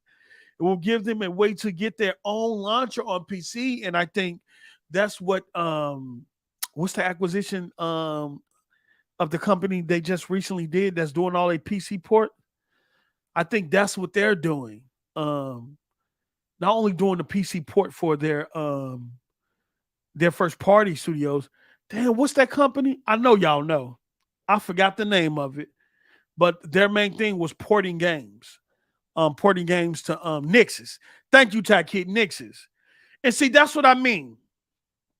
We clown Microsoft, right, on already buying established studios and things like that, right? Right. But why did Sony buy Nixes? Because Nixes were great with PC ports, but they already had the tools to port over to the PC, meaning Sony didn't have to take resources from their first-party studios to sit them aside to create those tools and foundations to transition their first-party games to PC. It would have took a lot longer. It would have took up resources, and they would have had to spend money to get that done. So how did Sony solve that? We're going to buy a studio that's already established, that already has a foundation in terms of its tools and its engine work to transition our games over to PC. That cuts the time in half. That prevents us from taking resources from our other first-party games, and it allows them to do what they always been doing. Y'all don't clown Sony for doing that. But when Microsoft say, look, we need to grow our first party because we need to feed Game Pass, right? We could spend years trying to build up a first-party studio from ground up, but there's no guarantee that what that studio make is going to hit. So we'll be gambling, right? And we'll be gambling, spending millions and millions of dollars to, one, establish the studio, two, build the studio, create a new engine, create a new IP. By the time we do all that, we 30, 40, 50, 60 million dollars in, right? And then they put out the IP and they don't catch on to do what we needed to do. We don't recoup the investment on starting the company or bringing all the talent together. We don't recoup the investment on the engine or the IP since it didn't sell well. We just gambled away 50 to 60 million dollars, right? And how many times can we do that trying to build studios from the ground up? No. Since the industry is moving fast-paced, technology is moving fast-paced, what we need to do, we need to go grab an already established developers and studios that are known, that are great storytellers, that have worked on great IP, and who has been successful, right? And give them the resources they need to be who they want to be. But Microsoft get flack for that. Y'all criticize Microsoft for that.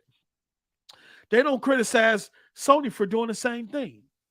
Another example, Bungie, right? Sony spent the last two past generations, focused on single player games, single storytelling games, just cinematic single storytelling games, right? They didn't focus their first party on multiplayer games. They missed the boat on that. They missed the boat on games as a service, right? And now they're behind. Did Sony's, did the Chris Harts, did the Mike Johnsons go out on Twitter and tell Sony, look, y'all need to create y'all some multiplayer studios or some games as a service studios from the ground up to compete with the Fortnites and Apex and War Zones of the world? Did y'all tell them that? No. But it's easy for you to tell Microsoft that, though. So what did Sony do? Sony said, okay, Bungie, an established first-party studio, incredible studio in terms of multiplayer and games as a service. We seen the work they did with Microsoft and help building and fleshing out Xbox Live, right? We've seen the foundation, the network, the back-end stuff they did with Destiny and stuff like that. We're going to go and buy them because once again, right, instead of us spending resources trying to establish a studio, gather that talent, right, create an engine, create a multiplayer game or games as a service, not knowing if it's going to be successful or not, Sony be gambling just like Microsoft. So what they do, they go grab Bungie, which is already established studio, who has years and years of experience in multiplayer, online, and games as a service games, to come in and help facilitate their first party in terms of multiplayer online, back-end infrastructure, everything, all of that, right? And y'all celebrated when Sony brought Bungie. Y'all didn't criticize them from not doing it, from the getting it out the mud or building that, or what they was trying to get from the ground up. But y'all do it to Microsoft all the time. Right? Now Microsoft see Activision, right? Hold on.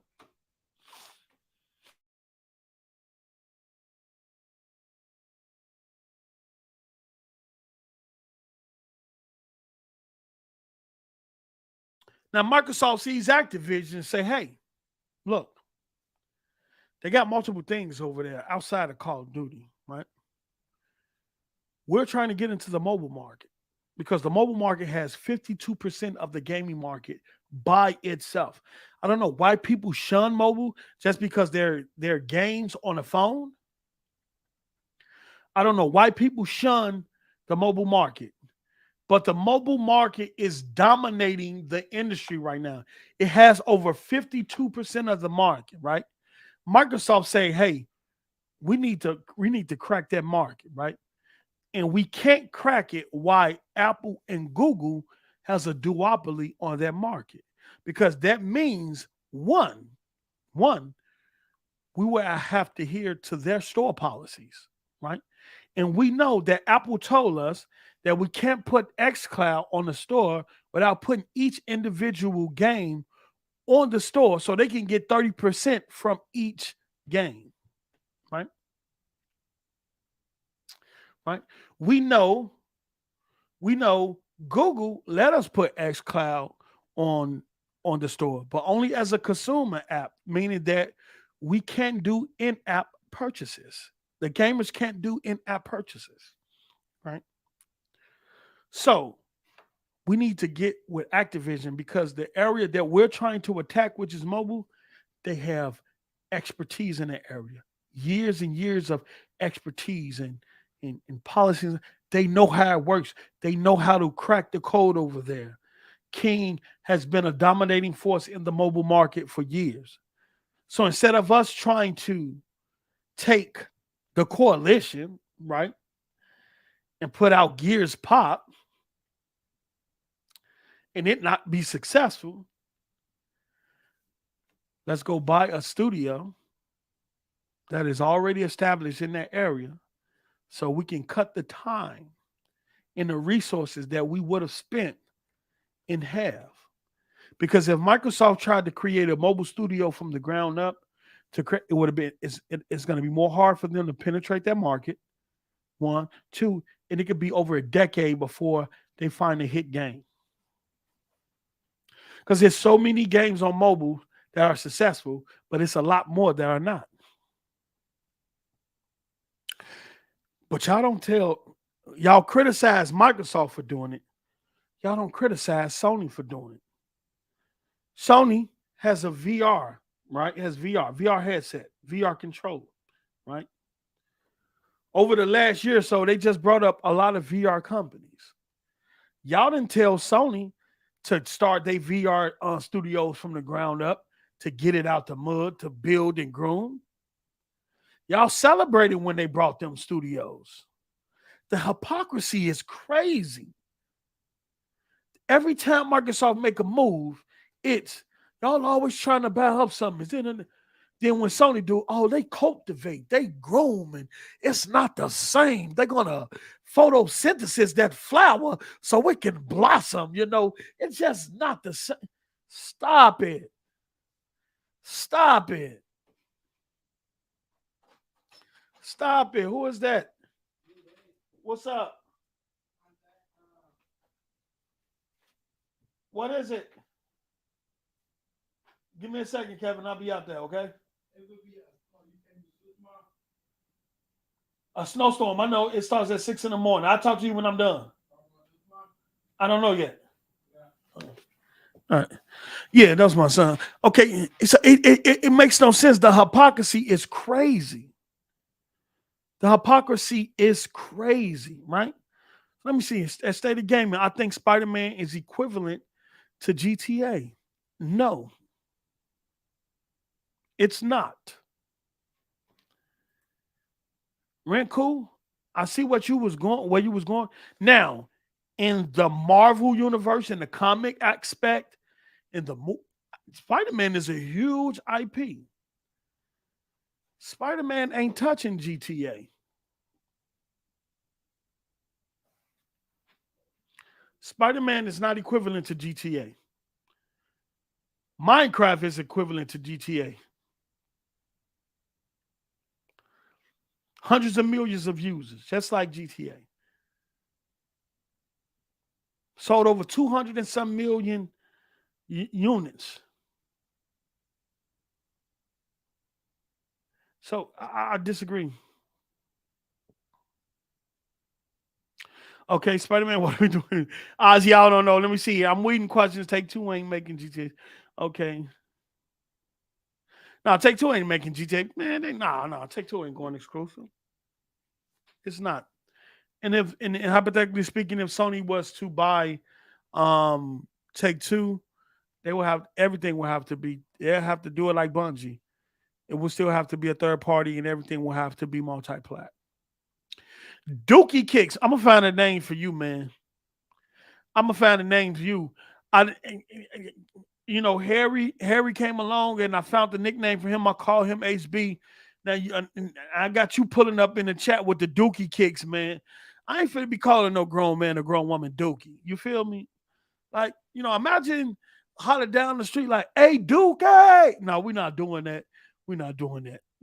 But he did say post on the document, the motion to quash request 35, which was denied, is for third-party agreement info dating. Okay, yeah, I read that. Yeah, 2012, not just. No, Dookie. It only goes back to 2019. The court denied the request for it to be squashed, but they limited in terms of the scope. So it no longer goes back to 2012. It only goes back to 2019. Yeah, Frizzle Take Two ain't even selling. Let me see here.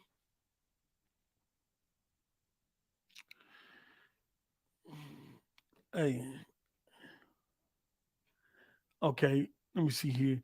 Hey, yeah, Drizzy out, fellas. Let me see if there's any more questions here. Yeah, that's interesting. Saudi Arabia will buy Take-Two, and the next GTA you will be able to ride the. Oh Lord, y'all wilding out right now. Y'all is wilding out right now. Okay, all right. What else? We got any questions? Any more questions? So Mojave Knight number 17 says 10%. My kids. Hello? Yes.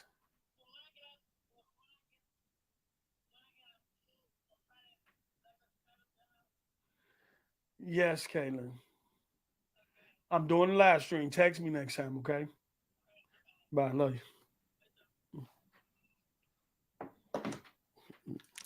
Okay. So I'm guessing Mojave saying it's a 10% chance that this deal goes through. With CMA corruption, this acquisition will never see the light of day. Well, the acquisition has already saw the light of day. Whether it goes through or not, that is the question, all right? Just Jay Blaze says 90%, or 80%. Jay Blaze say 80%. We got here.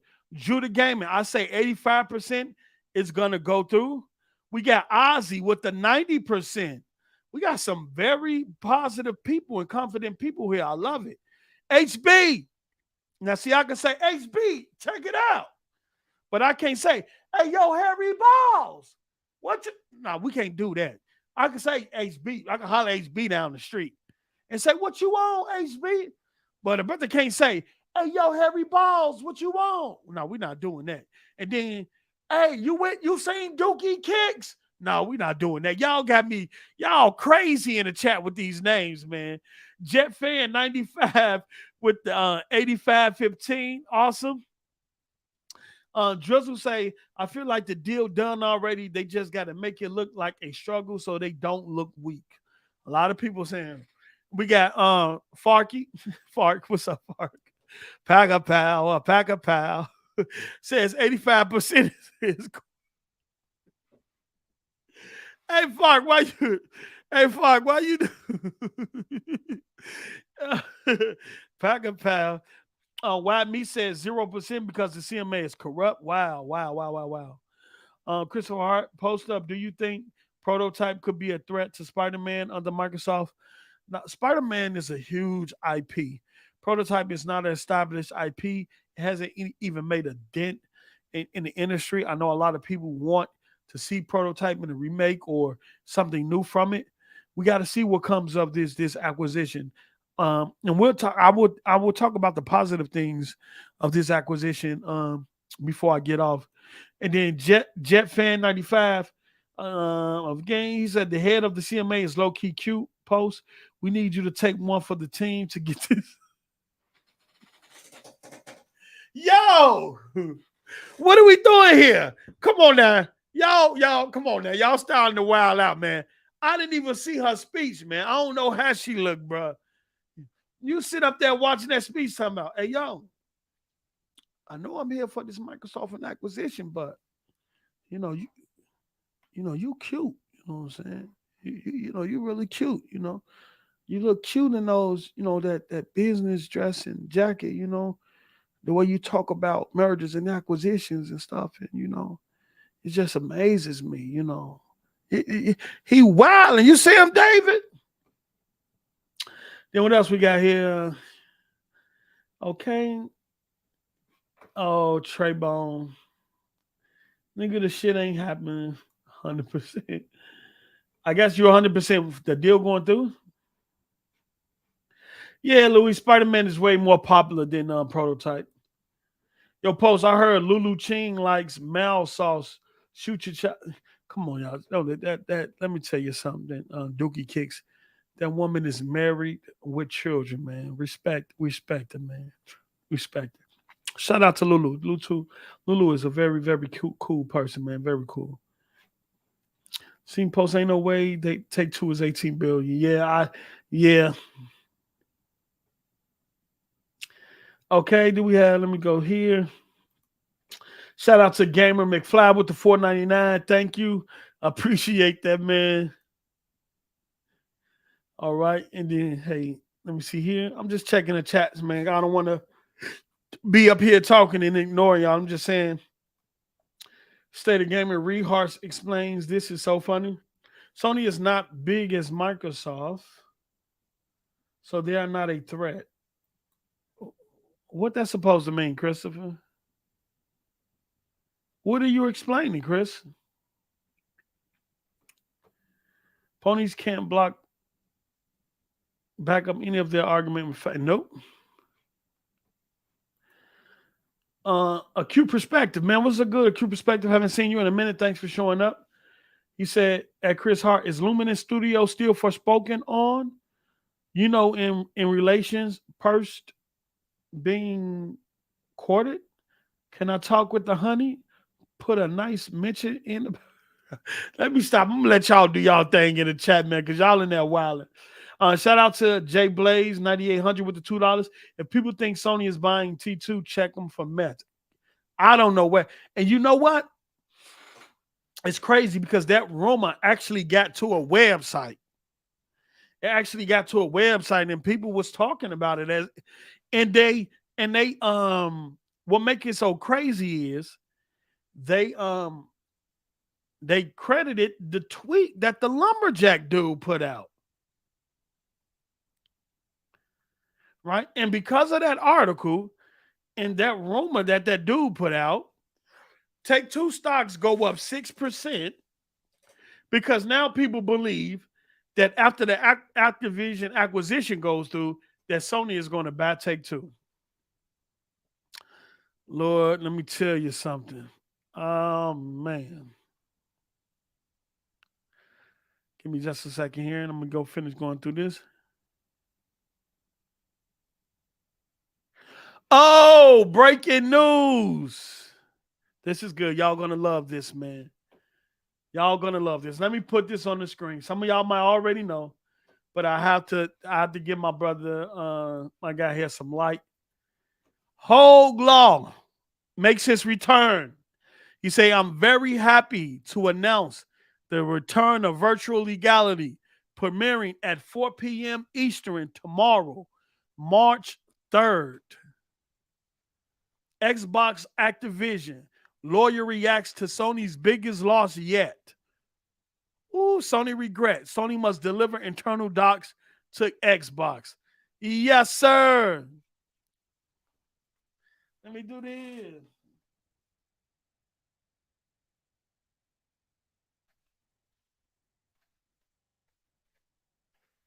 Let me do this.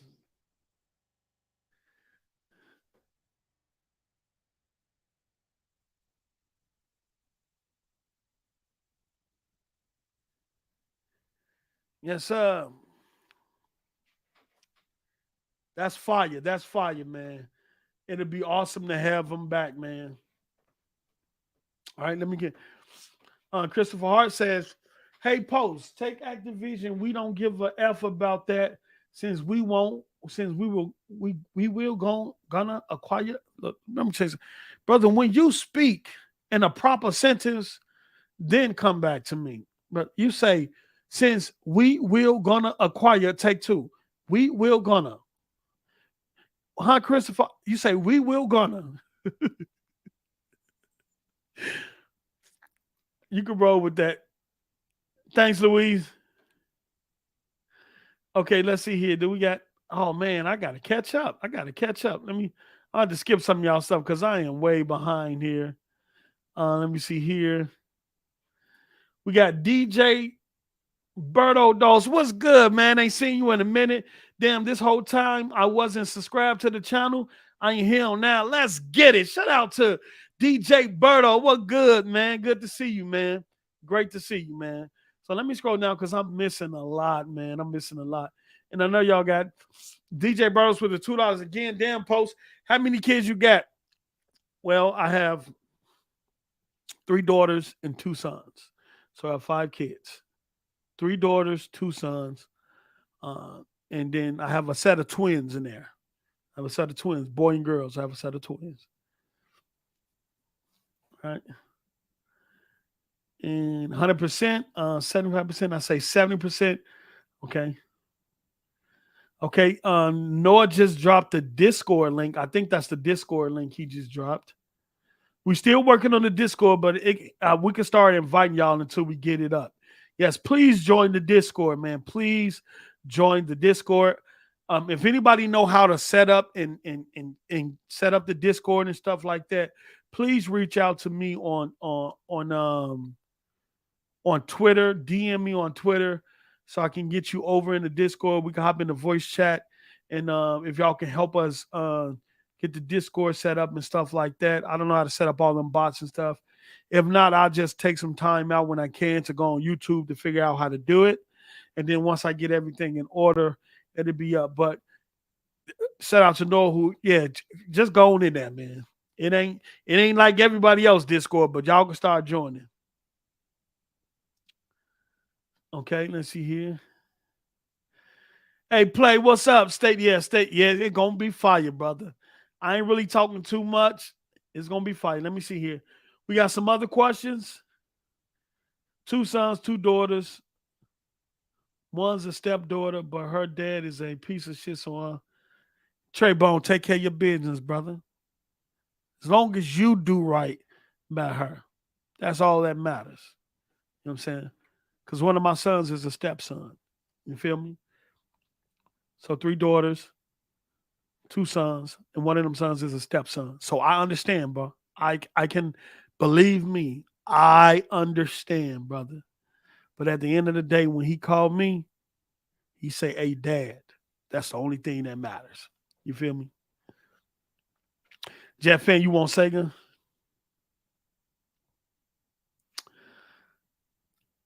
Dookie ain't been in no, I'm trying to lose weight, man. I can't be thinking about no pizza spots. Y'all will not get me to talk about food. I'm trying to answer questions about this merger and acquisition and stuff here, man. I'm finna ain't about to talk about no food. I am on a diet. I've been eating once a day. I've been eating fruit. I've been eating salads and things like that. Cut back on the pops, juices, no sugar. I haven't ate any bread or anything like that. So, man, don't ask me about no pizza, no oxtails, no lamb chops, no none of that, man. Don't ask me about none of that. I am trying to lose, not gain, brother. Okay. Halo Top ice cream, brother. Okay. And look at this fridge, pork chop and rice. I don't even eat pork, man.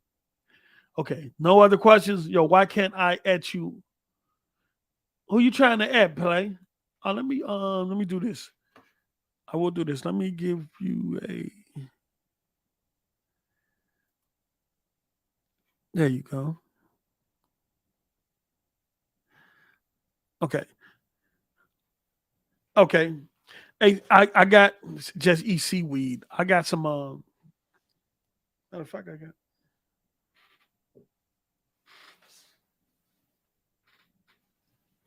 I got some sea moss and I got some black sea oil that's being delivered today. That's that again. It removes the. Yeah, I know that happens on. I just made you a mod, so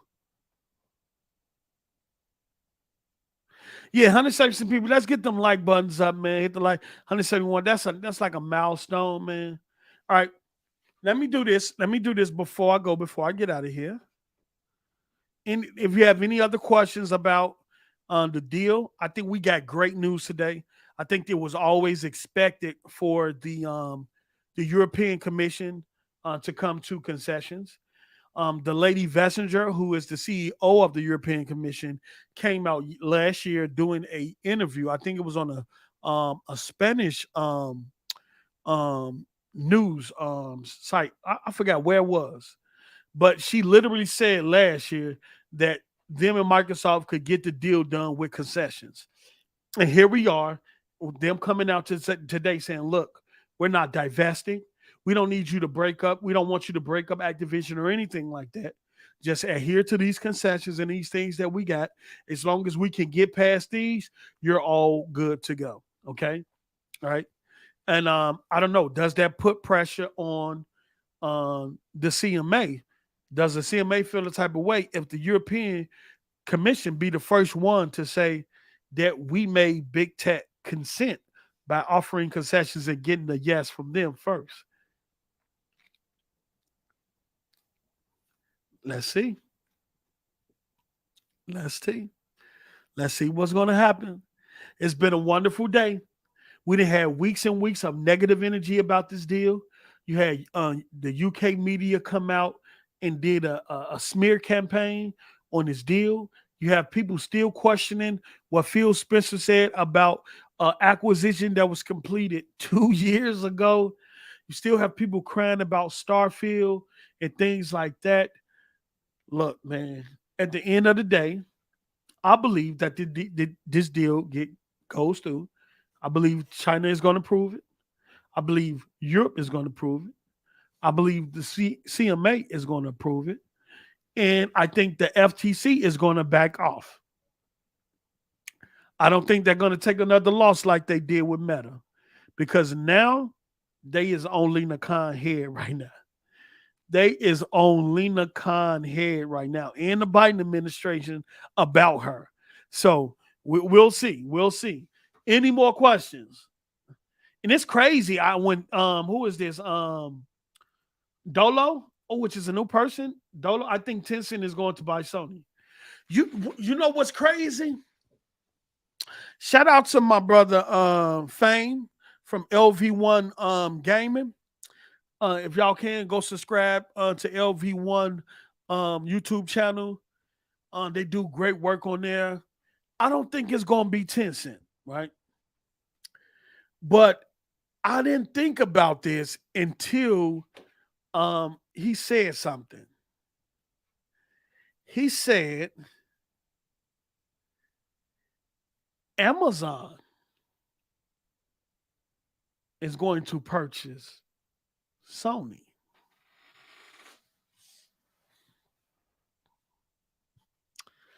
And I thought about it. Yes, Frizzle. And the reason why I say that is because who's in a better position to financially compete with Microsoft? Number one.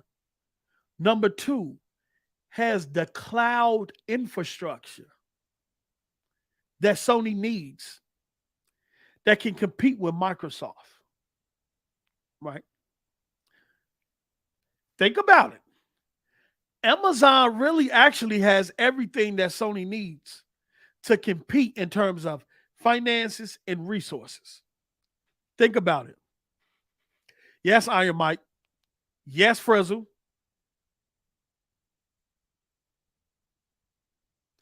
They got data centers around the world just like Microsoft do. Think about it. The only issue I said that can come into play, they might have to divest some of Sony. And the reason why I say that is because Amazon is into movies and, well, from a music standpoint, they don't have any, well, for movies, I would say they probably have to divest the movies portion of that. But they do have a music service, a music subscription service. So I don't know how the regulators would approach this, being that, they brought MGM, right? If they buy Sony's, they get all Sony movie studios and movie IPs. They get the music portion of the music division that comes along with that, TV division, all that stuff. And the reason why I say that, because Amazon is one of the biggest online stores in the world too. And I think regulators be looking at it, okay, you owning this would be an issue, because you'll be able to push, now that you own TV division, you'll be pushing Sony TVs ahead of other products. It's the movies. It's some things that could come into play. But I think in the grand scheme of things, more than likely they'll make Amazon divest Sony. And I think Amazon will have no problem with that, because their main thing will be getting Sony and Sony gaming infrastructure, IP, first party studios and all that. If they get that over there to Amazon, and Amazon got Luna and their cloud infrastructure and their data centers and all that, might be a smart move. Because as y'all noticed throughout this whole ordeal, Amazon been very quiet. Amazon ain't really said nothing. Amazon been in the cut, even on Luna. And I ain't even tried Luna, but I heard Luna is a great a cloud service. But it will help each other in terms of the content that Luna would need in order to compete with Microsoft and Nvidia and all them. Think about it. Everyone brought up, hey, when he broke it all down, I was like, wow, I never thought about that. Yeah, it would. Yes, it would. I think they will have to divest. I think they will sell off parts of Sony that they won't. I don't know if they want to. I don't know if the movie studios will work out. I think the regulators will be probably against that, because they don't want them to have a monopoly on all the movie content. One, and then Spider-Man and all that stuff comes with that. I don't know if they keep with the sensors division in terms of all the sensors and stuff for cameras and stuff they make. The TV division, I think that'll be issue. The camera divisions and all that. I think that the regulators will see issue with that, being that Amazon will be able to push their products, since they own their product. They'll push their products over in the head of third party. I don't know, but that would be really crazy. That'd be really crazy. All right. Dolo said Luna. Let me see. Wait, hold on. Xavier Bay with the $2. Luna is what Stadia was going to be. Wow. Is it that good? I don't even hear about Luna. That's what I was telling Fame over at LV1. Like, I don't see no commercials on Luna. I don't hear people talking about streaming games on Luna or anything like that. Yes, sir. Yes, sir. Yes, sir. My brother Play said, I tried Luna. It wasn't on Stadia level. But Dola say Luna is good, but it lacks a good catalog. So wait, hold on. Somebody tell me the truth. Yeah, Fizzle. Well, we gotta speculate. Somebody tell me the truth. Do you think Luna gets a 10 deal card deal also? No, I don't think Amazon have you heard about Amazon opposing this? Amazon been in the cut this whole time. Don't y'all find it strange that you've heard from Google, you heard from Nvidia, you've heard from Sony, but you even heard from Take-Two. Tencent even came out and said, look, we for the deal. Don't y'all find it strange y'all ain't heard none from Amazon? My brother Playmatic say Stadia was so good, I can't believe Google just quit like that. They were far ahead in terms of tech. just didn't have the content yet, which they were improving on. Exactly, play. When I first demoed that how the fuck they get this 1-to-1 like that? I mean, 1-to-1, no lag. The lowest latency I ever seen. And I've always said that Google shouldn't have tried to build their first party studios from the ground up. They should have did what Microsoft was doing, was to buy established content. And I think after Microsoft announced that, but there's the deal, they gave up. Because if they was going to make a move, they would have made it. But I didn't think them. And I heard, and even Moss tried to tell me I was wrong. Moss tried to tell me I was wrong, but I was right. Because I had heard that Stadia, Google parent company, Alphabet, wasn't really feeling Stadia. They didn't want it to invest the money that was needed. And I was telling Moss that they had cut, that Alphabet company had cut funding from Stadia, and pretty much Stadia was working off the remainder of the budget they had left.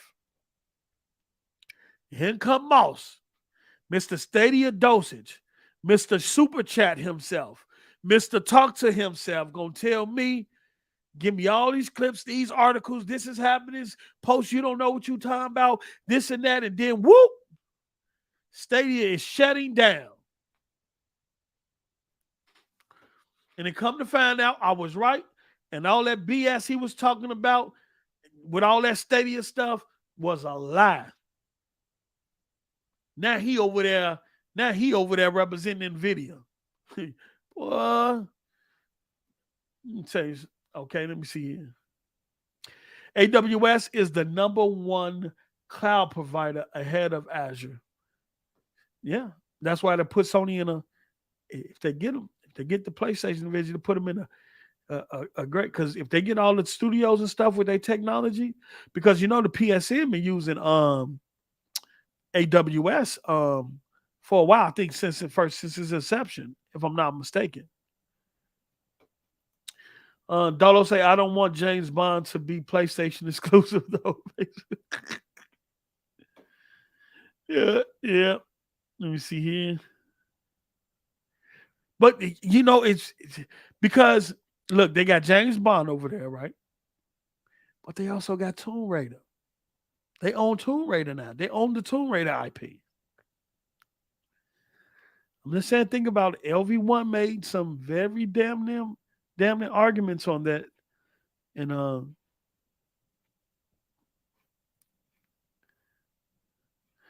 me see here. He said, I used both Luna and Stadia. Stadia was far ahead in terms of yep. Okay, so let's do this here. Yeah, I think it's too late for if Amazon was gonna play their hand, they would have been in them early discussions. Teddy, Digital Luna is doing what Stadia should have done, slowly build cloud gaming. It's still a niche market right now. Yep. Yeah, I don't think, Sif, I don't think Amazon care either, because if they did, they would have been engaged early. Let me turn this fan back on. I'm good. They would have been engaged early in the talks. And when they seen NVIDIA, step up and get their deal, I think they would have been there too. All right, so let's see here. Gen X 128, what's up, man? Thank you for becoming a member. Shout out to all my members that's in the chat. Web2 TV, Silk Slayer, man, RJR, man, look, I'm seeing so many new names in the chat. And I just want to say thank you all for the bottom of my heart and my other partners, Double O Mello, and on behalf of Noah, we just want to thank y'all, because that lets us know we're on the right path. We're doing what we're supposed to do in terms of building our own community of statesmen over here. That's what I call, when you become a member, you become a statesman. And I'm thinking about making levels to this, where statesmen, you got senators, and stuff like that with them. But we're going to get into it, because I want y'all to be, You know what I'm saying? We the politics of this shit. You know what I'm saying?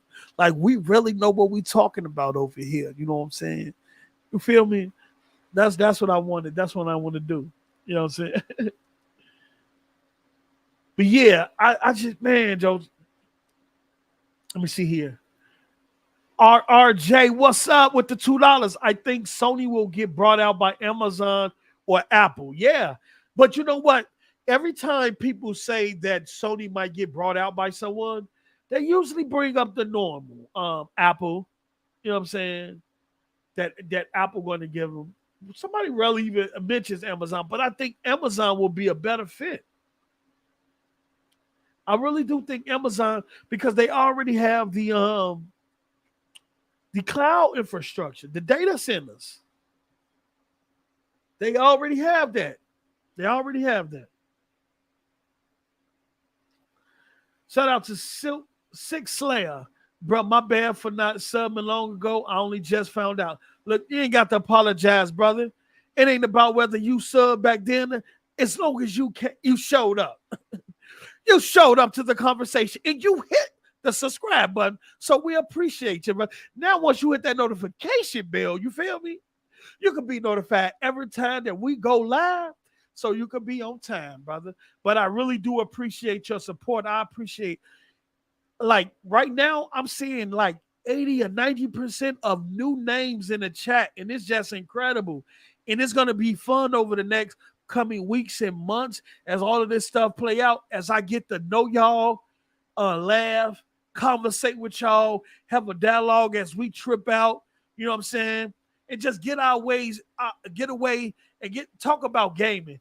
Get away from the stresses of life, because when we in this space, it's all about what we love to do and what we love to talk about. And that's game on our own time, play what we like when we want to. You feel me? So shout out to all the new people in the chat, man. Like Grand Fest. Who is that? Gerald Mack. What's good? First time seeing him. Six Slayer. RRJR. First time seeing you. You know what I'm saying? Just so many people, man. Just so many people. I can't look. Tony, look at Tony. First time seeing him. Jet fan. You know what I'm saying? Trey Mack, what up? Trey Mack Premier. Shake Capo, post up his Lori Light. Brother, you're disrespectful, brother. You're disrespectful. Don't do that, brother. Gummy Hernandez is new. Like so many people, mass produced. 201, what's up? Microsoft has infinite resources, yet they can't compete in the console space. Goes a lot to say about the power, how Sony and Nintendo.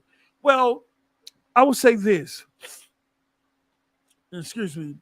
Sony and Nintendo is synonymous with gaming, right? Before there was an Xbox, we grew up off the Segas, the Nintendos, and then the Sonys, right?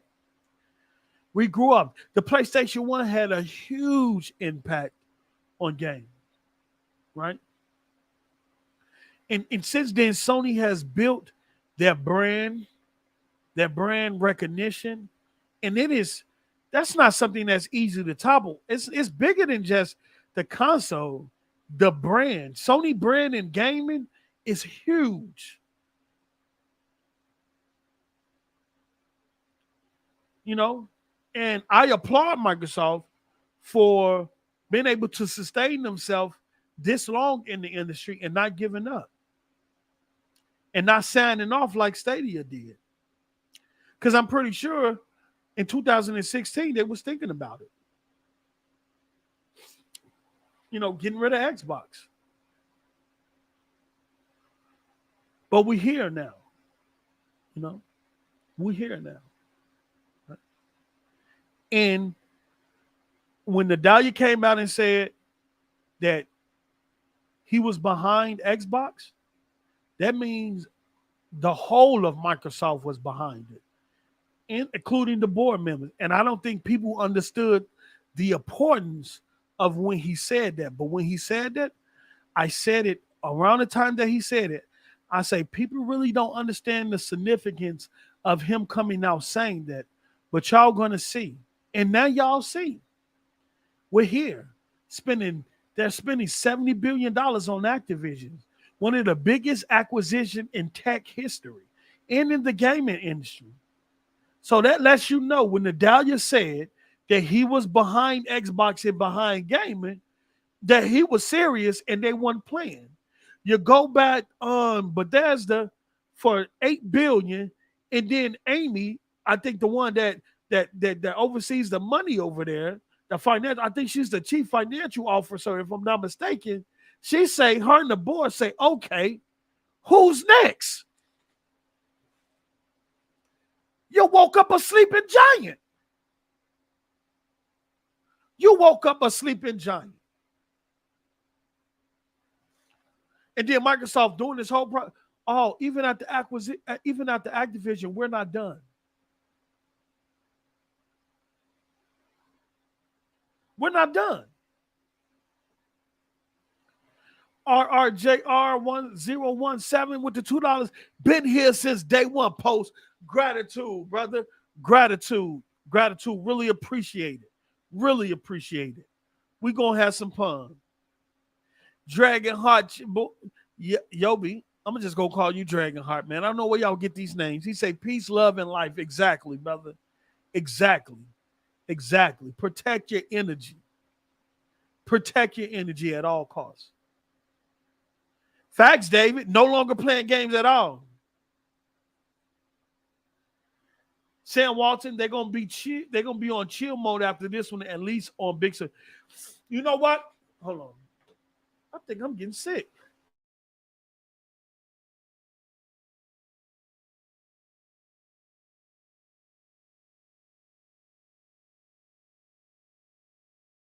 Okay, I'm back. You know what? Fair enough. Let me see here.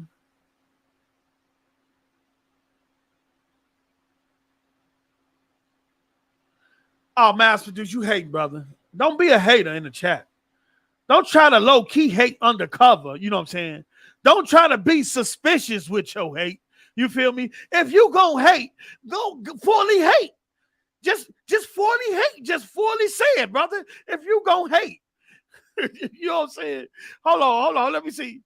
Hey, Sam Walton, they're gonna be on chill mode. I do think they're gonna be on chill mode because the transition that Activision has to make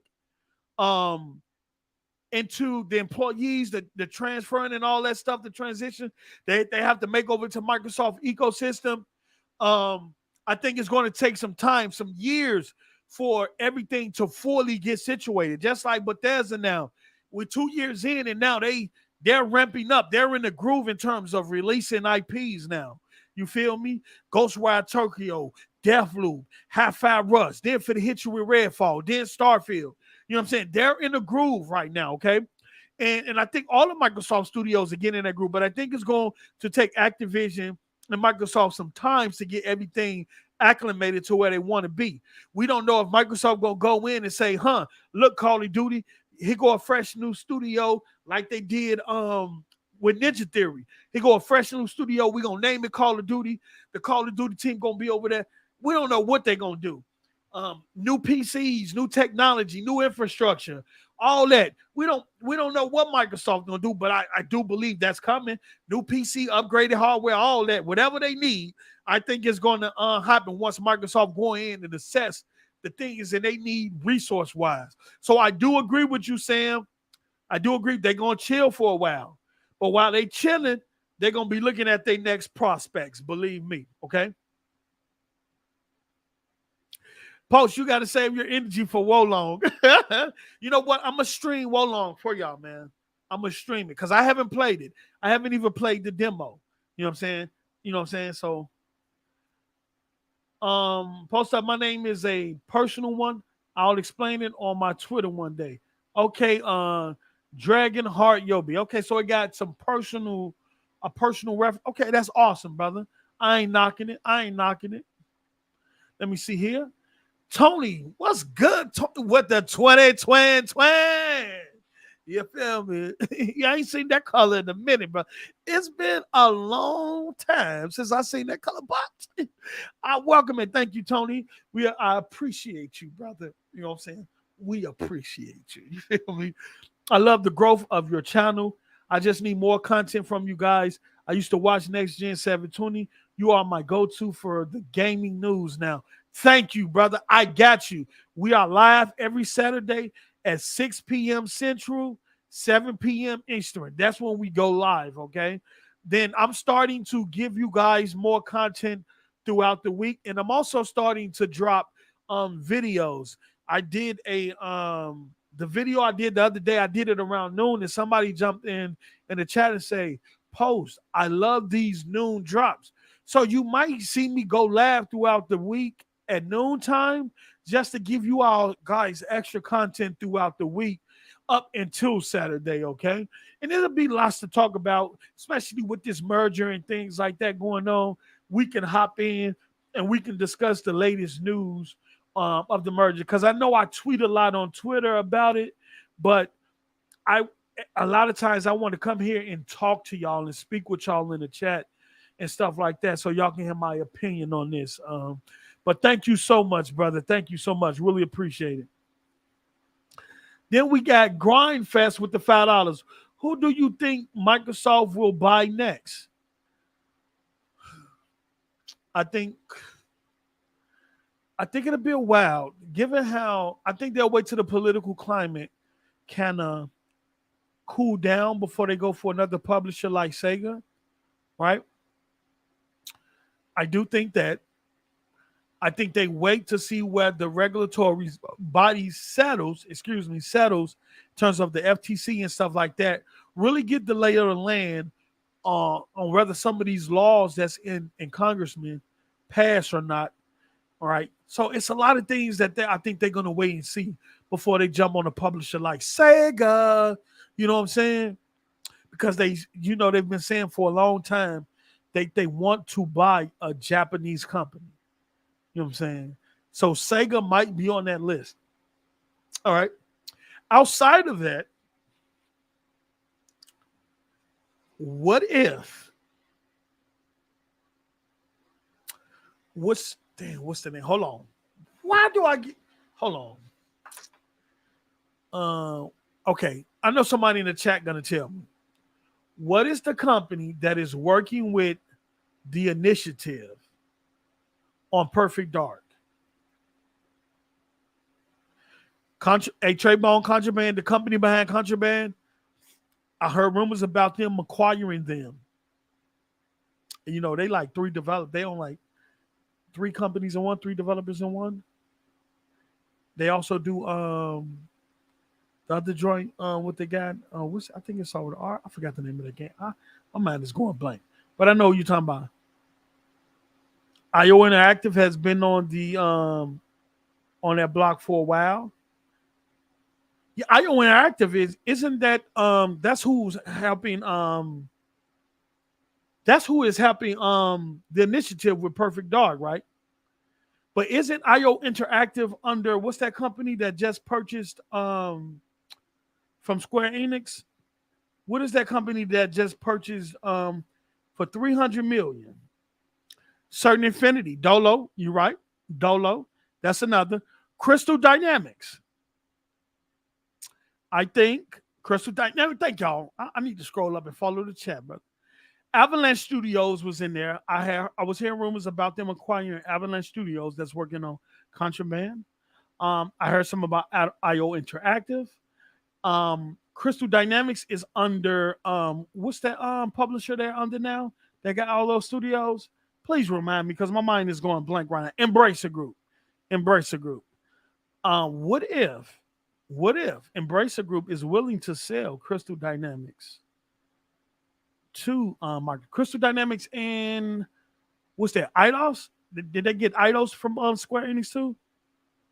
What if Embracer is willing to sell Crystal Dynamics and I think Eidos to Microsoft, right? Because you just think about it. You know they're willing to. They get all of that, Crystal Dynamics, Tomb Raiders and all that from Square Enix for $300 million. And then they go flip Tomb Raider to Amazon for even more. Yo! They go flip Tomb Raider to Amazon for twice. Luis, that's what I think. I think Microsoft, because if I'm Microsoft, I'm thinking, if you're willing to sell the Tomb Raider IP to Amazon, then some of that shit over there is for sale. Why not try? Or at least see. Hey, David, they did Square Enix dirty. Let me get this up out here. All you want is 300? I got you.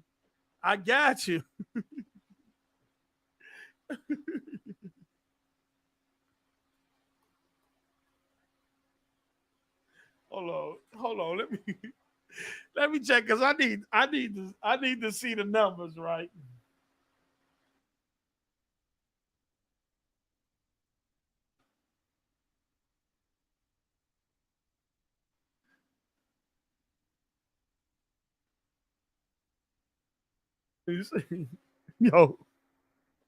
Yo, right. It's crazy, bro. And I don't mean to laugh, yo. I don't mean to laugh, but yo, they go and buy all that from Square Enix for $300 million. And they sold the Tomb Raider IP, one IP, and got $600 million.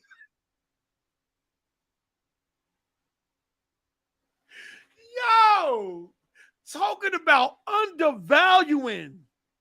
Talk about undervaluing what you have. Right? So I think if Embracer Group is willing to get rid of that IP for that amount, I think Microsoft could go in there and say how much you want for Crystal Dynamics.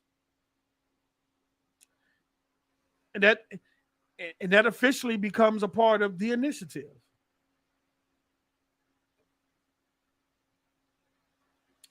Oh, they didn't sell it? They sold the right to using it? I thought they sold it. No, play. The Tomb Raider franchise has been sold to Amazon for a reported $600 million, although it is assumed this figure includes a combination of rights to the IP and commitments to previously announced TV series and future movies.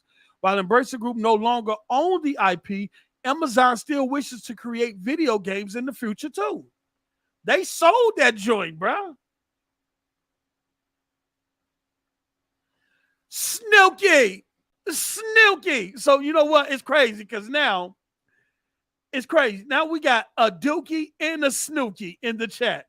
Y'all don't tweet at y'all. Look, y'all do not come in at the same time or one after each other. I don't want to say Dookie, then Snooky, or Snooky, then Dookie, one after each other. Okay. Yeah, play. I'm finna show you. Wait, hold on. But didn't it say something? Hold on, let me see here.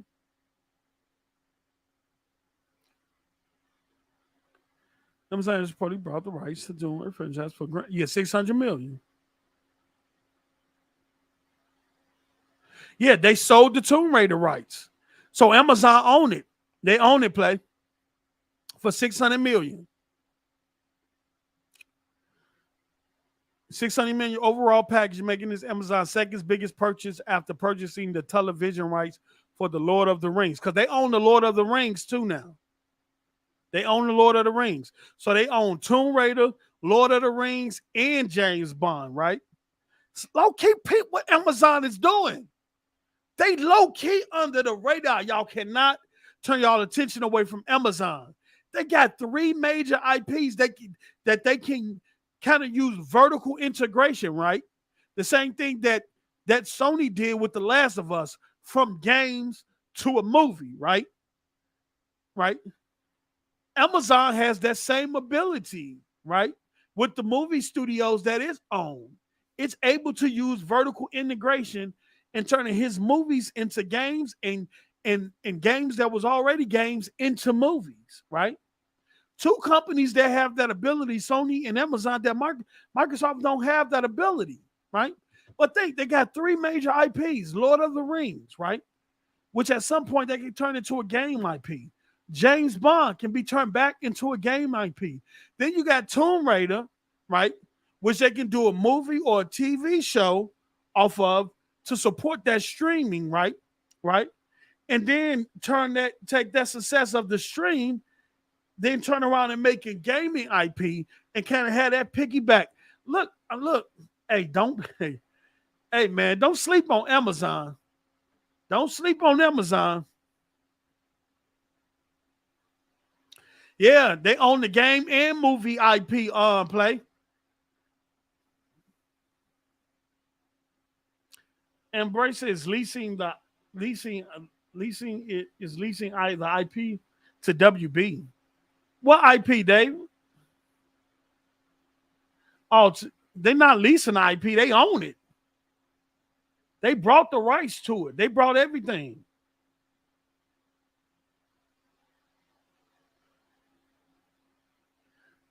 Yeah.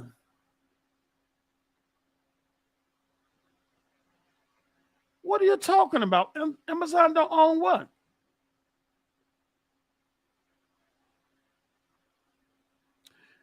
I think Mortal Kombat Studio will be great. I think you give them the Killer Instinct IP and just let them go crazy. Play. I'm reading it right here.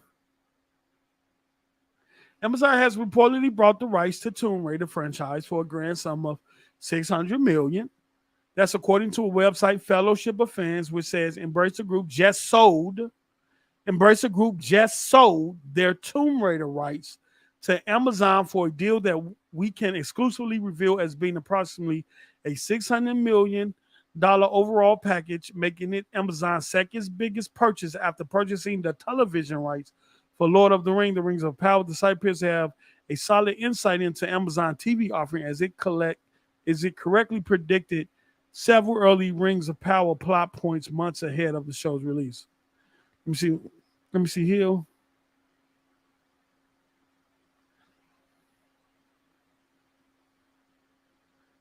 Okay, let me see. It is also unclear whether the deal includes games, movies, TV shows, and merchandise, or if it's only the film and TV rights. I see what you're saying, though the lofty sum that Amazon has apparently coughed up suggests that it purchased the rights to the whole Tomb Raider IP. Of course, this is new. Yep. I think it's the whole IP, man. I think it's whole. It could be just the rights. We'll see. Because up here it states that while Embracer Group no longer owns the IP, Amazon still wishes to create video games in the future too.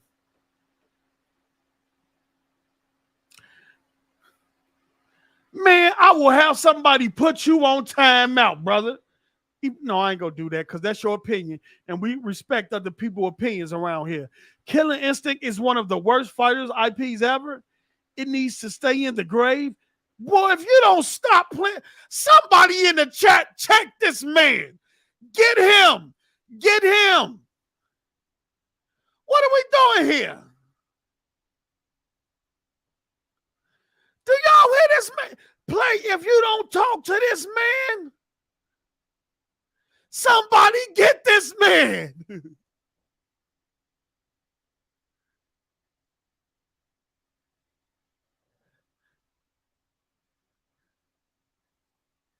What?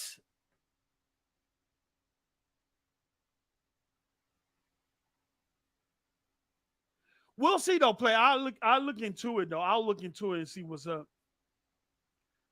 We got elitist edits with the $5. Y'all like having these names where it's hard to say back to back. MS should merge them and call them dynamic initiatives.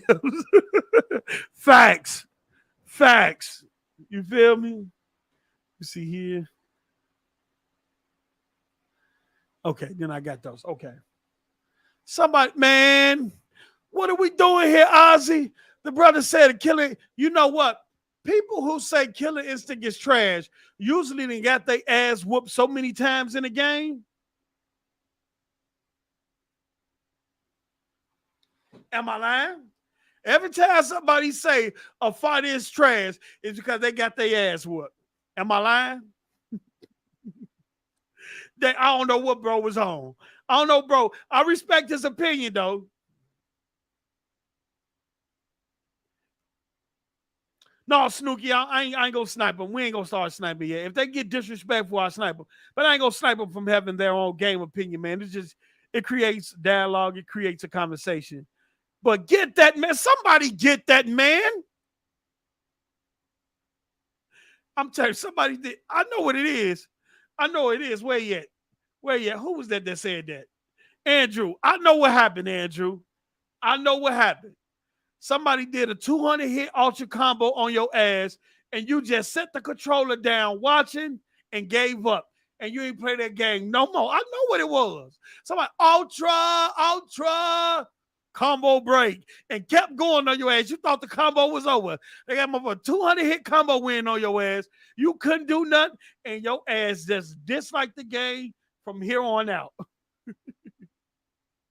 Now he should be blocked. Don't block him, y'all. Don't block him. If some people in the chat if they not disrespectful, if they just giving out their opinion, don't block them or nothing like that, man. We welcome people's opinion. He's saying the game is trash. He needs to explain why it's trash. And then y'all need to back him up on why y'all need to hit him why it's not trash. You know what I'm saying? What we got over here? Elitas, you think Phil going to let Treyarch and Infinity Ward, Sledgehammer, Raven, High Moon Studios make a new IP like a passion project? Yes, I do. Phil Spencer said in that interview that he wanted to give them studios the freedom, their freedom. He talked about this multiple times, giving them their freedom, meaning allowing them to create what they want to. Now, Call of Duty will go on, but projects ideas that they had that they couldn't work on because Bobby had them on that Call of Duty machine, they're going to be able to entertain now. They're going to be able to work on things other than Call of Duty, and I am here for it. Imagine being a developer over the last 10 years, right? Last 10 to 15 years with so many ideas and concepts, and you're just forced, well, not forced, but the job you work for, as you're working on Call of Duty. Just think of the number of ideas and concepts and things that you have thought about doing over the years that now that you're under Microsoft, you're going to get an opportunity to do. Ray. Okay.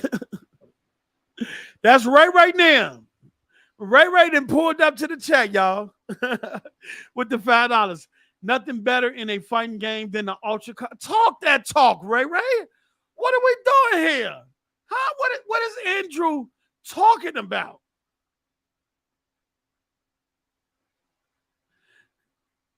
Hey, it's cool, brother. I was never your brother in the first place. It's cool, brother.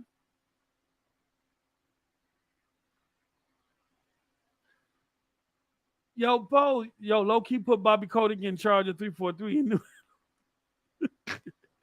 Boy, he had him churning out a new boy, he will go crazy, yo. He would go crazy. John Wall says, Stay, you've been holding down the fort on following the ABK deal. I appreciate it. What made you jump into the acquisition? You know what, man? I can't even tell you, John. I just started reporting on it.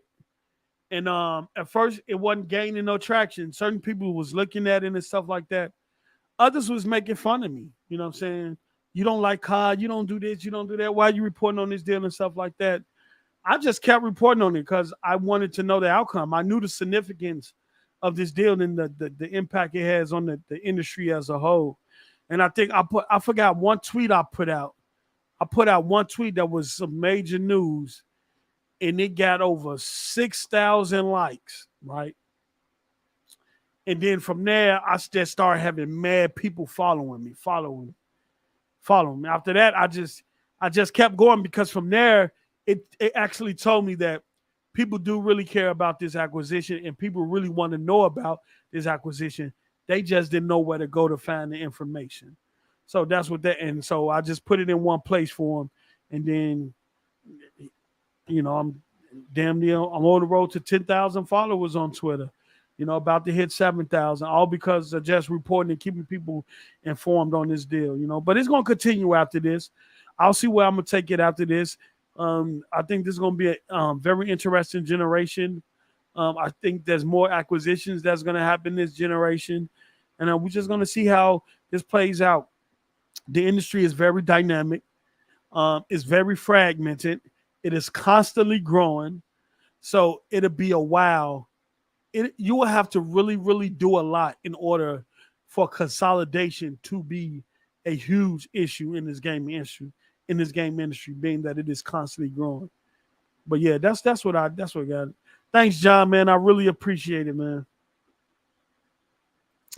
Yes, is Bobby going to be out of the company if the deal closes, or is he going to stay? He's going to be out. Phil Spencer is the head of Microsoft Gaming. I don't know. He might just think about this. Think about this, right? And have y'all thought about this, right? Have y'all thought about this?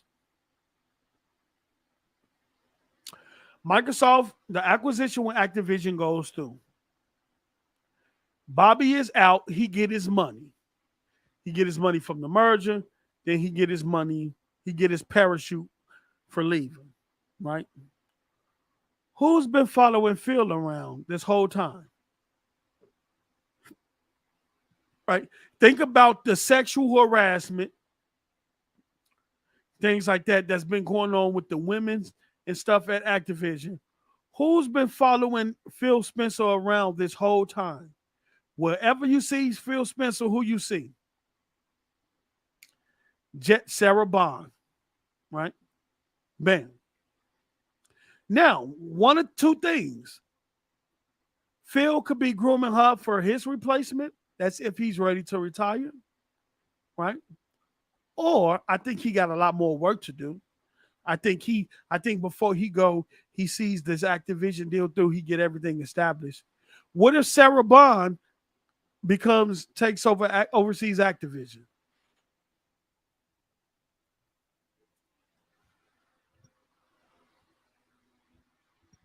Think about it. She's a woman, right? A company that has a long history of sexual harassment and things like that. And you put a woman in power to oversee the company. To set a foundation that what you've been through in the past, we're gonna put Sarah. Think about it. What if Sarah Bond heads up Activision? I think Mikey Barber gonna stay at Blizzard. You still got Ron Ferguson over there with the Diablo team. He stays where he at. But what if Sarah Bond is put in place? Just think about it. Oh no, don't do that, Dolo. Don't do that, Dolo. Don't do that, Dolo. No. We're not doing that. No, Dolo.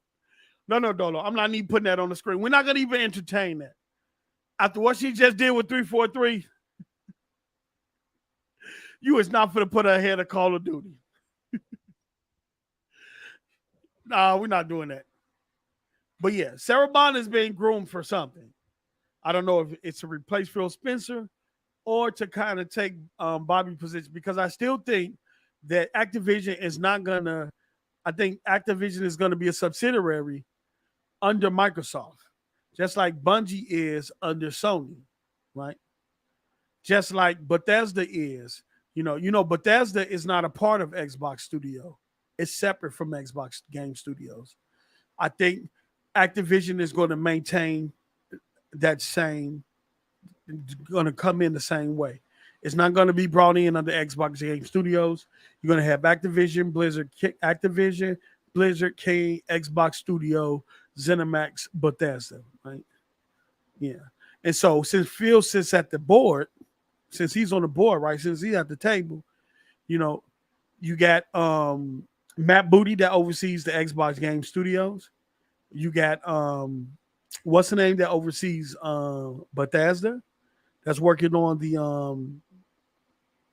Starfield.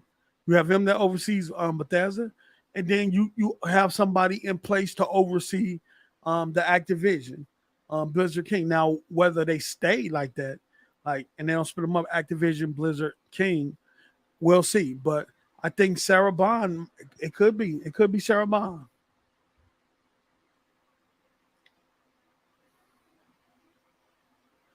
I always wanted Xbox to bring in Reggie. Now, Pete Hines is not over Bethesda. I think even though he just got promoted, but he's not over Bethesda. Todd Howard. I think Todd Howard runs Bethesda. Because the guy who originally was over Bethesda and ZeniMax, he passed away some years ago. No, we're not doing that, Jeff. Hey, don't disrespect. Ray! That green looking mean on your player. Let me tell you something, Ray. That green is looking mean on your player, and I really do appreciate it. I mean, green. Let me tell you something. The green looks good. You feel me? The green looks good. I must say. All right, so we got Ty Howard's BGS game director. P. Hines is up with that. Yeah, but he just got promoted. I forgot what position. Thank you, Ray. Thank you, Ray. I really appreciate you, brother. We gonna get everything set up, man. I gotta look out for the members, man. I don't know what I'm gonna do, but when I find out, y'all gonna be the first, and I'm gonna do something real special for y'all, because y'all don't even have to. The membership thing is not all the way set up, and y'all still subscribing to support the channel and support the platform.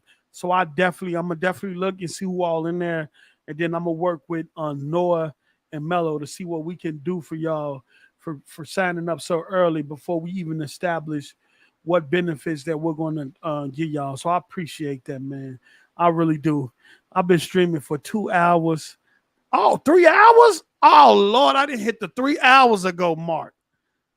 I didn't hit the 3 hours. I've been talking to y'all for 3 hours. And I've been maintaining 150 to over 180 some people. That, man, y'all gonna make me crap in here. And all these new names, man. I can't look, man. Y'all, this is overwhelming. Hey, Jeff, that's a good question. Do we see contraband at E3?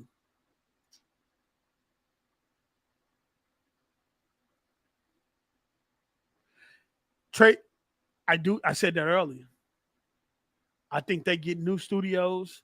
I think they get new updated equipment, right? I think they get the Ninja Theory treatment. I really do think they get the Ninja Theory treatment. MC, Suckers MC, Trinidad. What's up, MC? You feel me? Microphone check. What's good, brother? I think we see contraband at E3. It's been quiet. We haven't heard anything about it since its announcement. They've been low key. Ain't nobody been hampering the devs, talking about when the game going to come out. None of that. They ain't put out no clips. Ain't nothing leaked about the game or none of that. They've been able to develop that game in peace. Think about that. They've been able to, whatever that game is, they've been able to develop it in peace.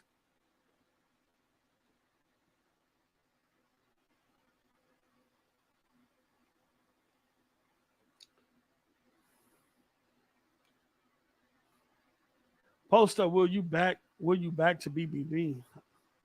Will you back BBB? Back BB on what? BBB on what? Black, what game are you looking forward to? Look, as y'all know, I'm still playing Hi-Fi Rush. I'm at Mimosa, right? I might try to finish that today if I can. I was gonna play Atomic Heart, but then I saw that racist stuff in there on Atomic Heart with the TV, and I'm not supporting that. I'm good, bro. You say what you mean what you say. You know what I'm saying? I'm not supporting who will put that racist shit in the game like that?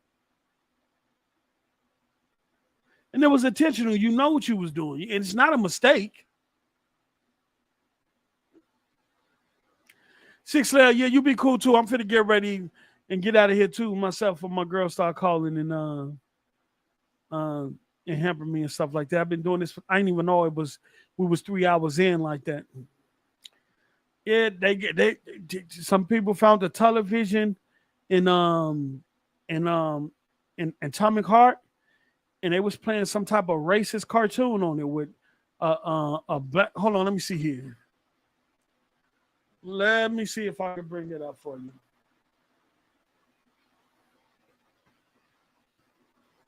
Mm-hmm.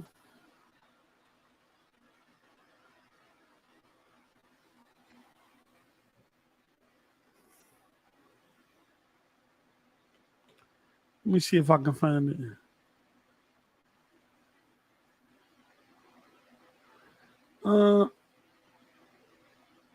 Oh yeah, here you go.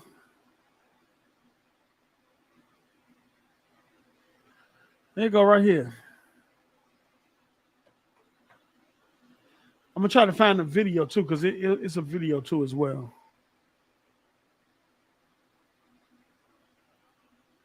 Look at this. This is playing on one of the TVs in Atomic Heart.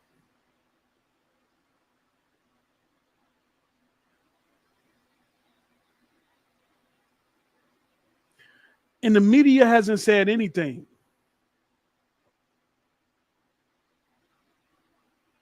Everybody had that smoke for Hard Work's legacy, for Spoke. Media hasn't said anything about this.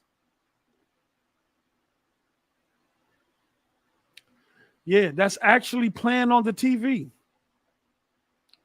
It's a whole little cartoon. No outrage, though. And you're not going to see any outrage. I don't think so, John Wall. Let me see if I can find the video, because it was a video for it. Everybody looking at them sisters. Like, oh, man, let me see here.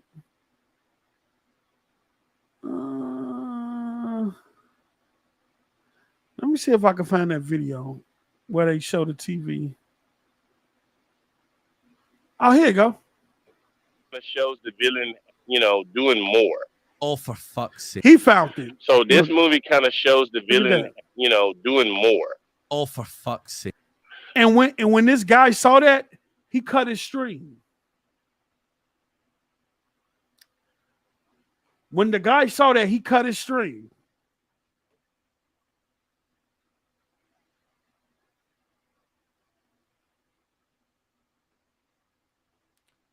Because he knew. That's why he said, oh, for fuck's sake. When he saw it, they said he cut his stream off. I didn't even know. Yeah. But, it's not going to be no outrage over it. Y'all know what it is, but we're not going to get into that. Not going to get into that. You know what I'm saying? Let me do this here.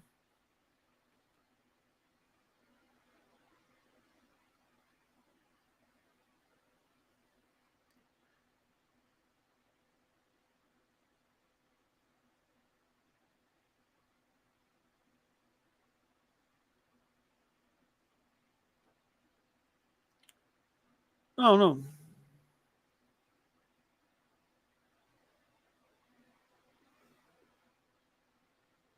Yeah, so I don't know. I don't know if they're gonna, but there ain't been enough hoopla about it for them to remove it. I don't know what it is, but look, man. Look, I want to thank y'all for tuning in and supporting. I didn't know I was going to be here for 3 hours. Make sure y'all subscribe to me on Twitter, postup_BBB, and to follow me and get the latest updates on what's going on with the ABK merger. We're going to ride this until the wheels fall off, whether it gets approved or not. We're going to be there until the final call, okay?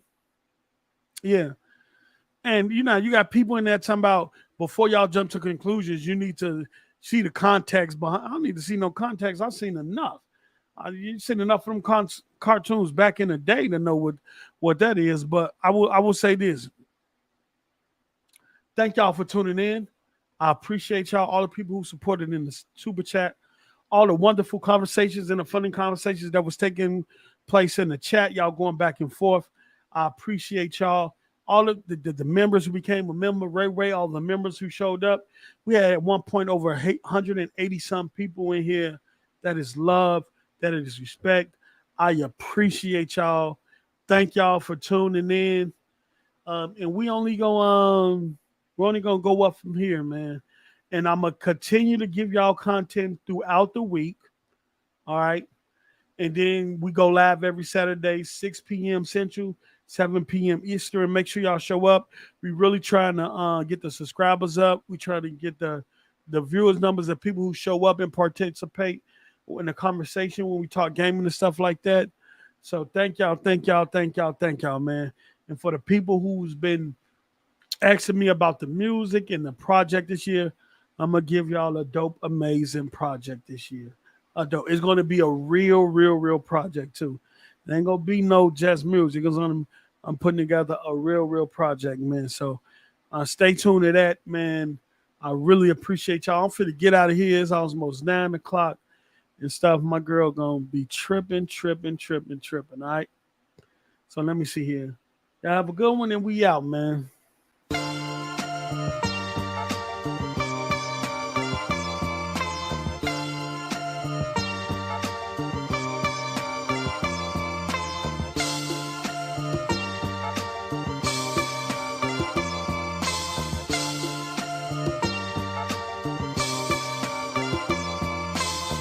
Started from the bottom, on our way to the top.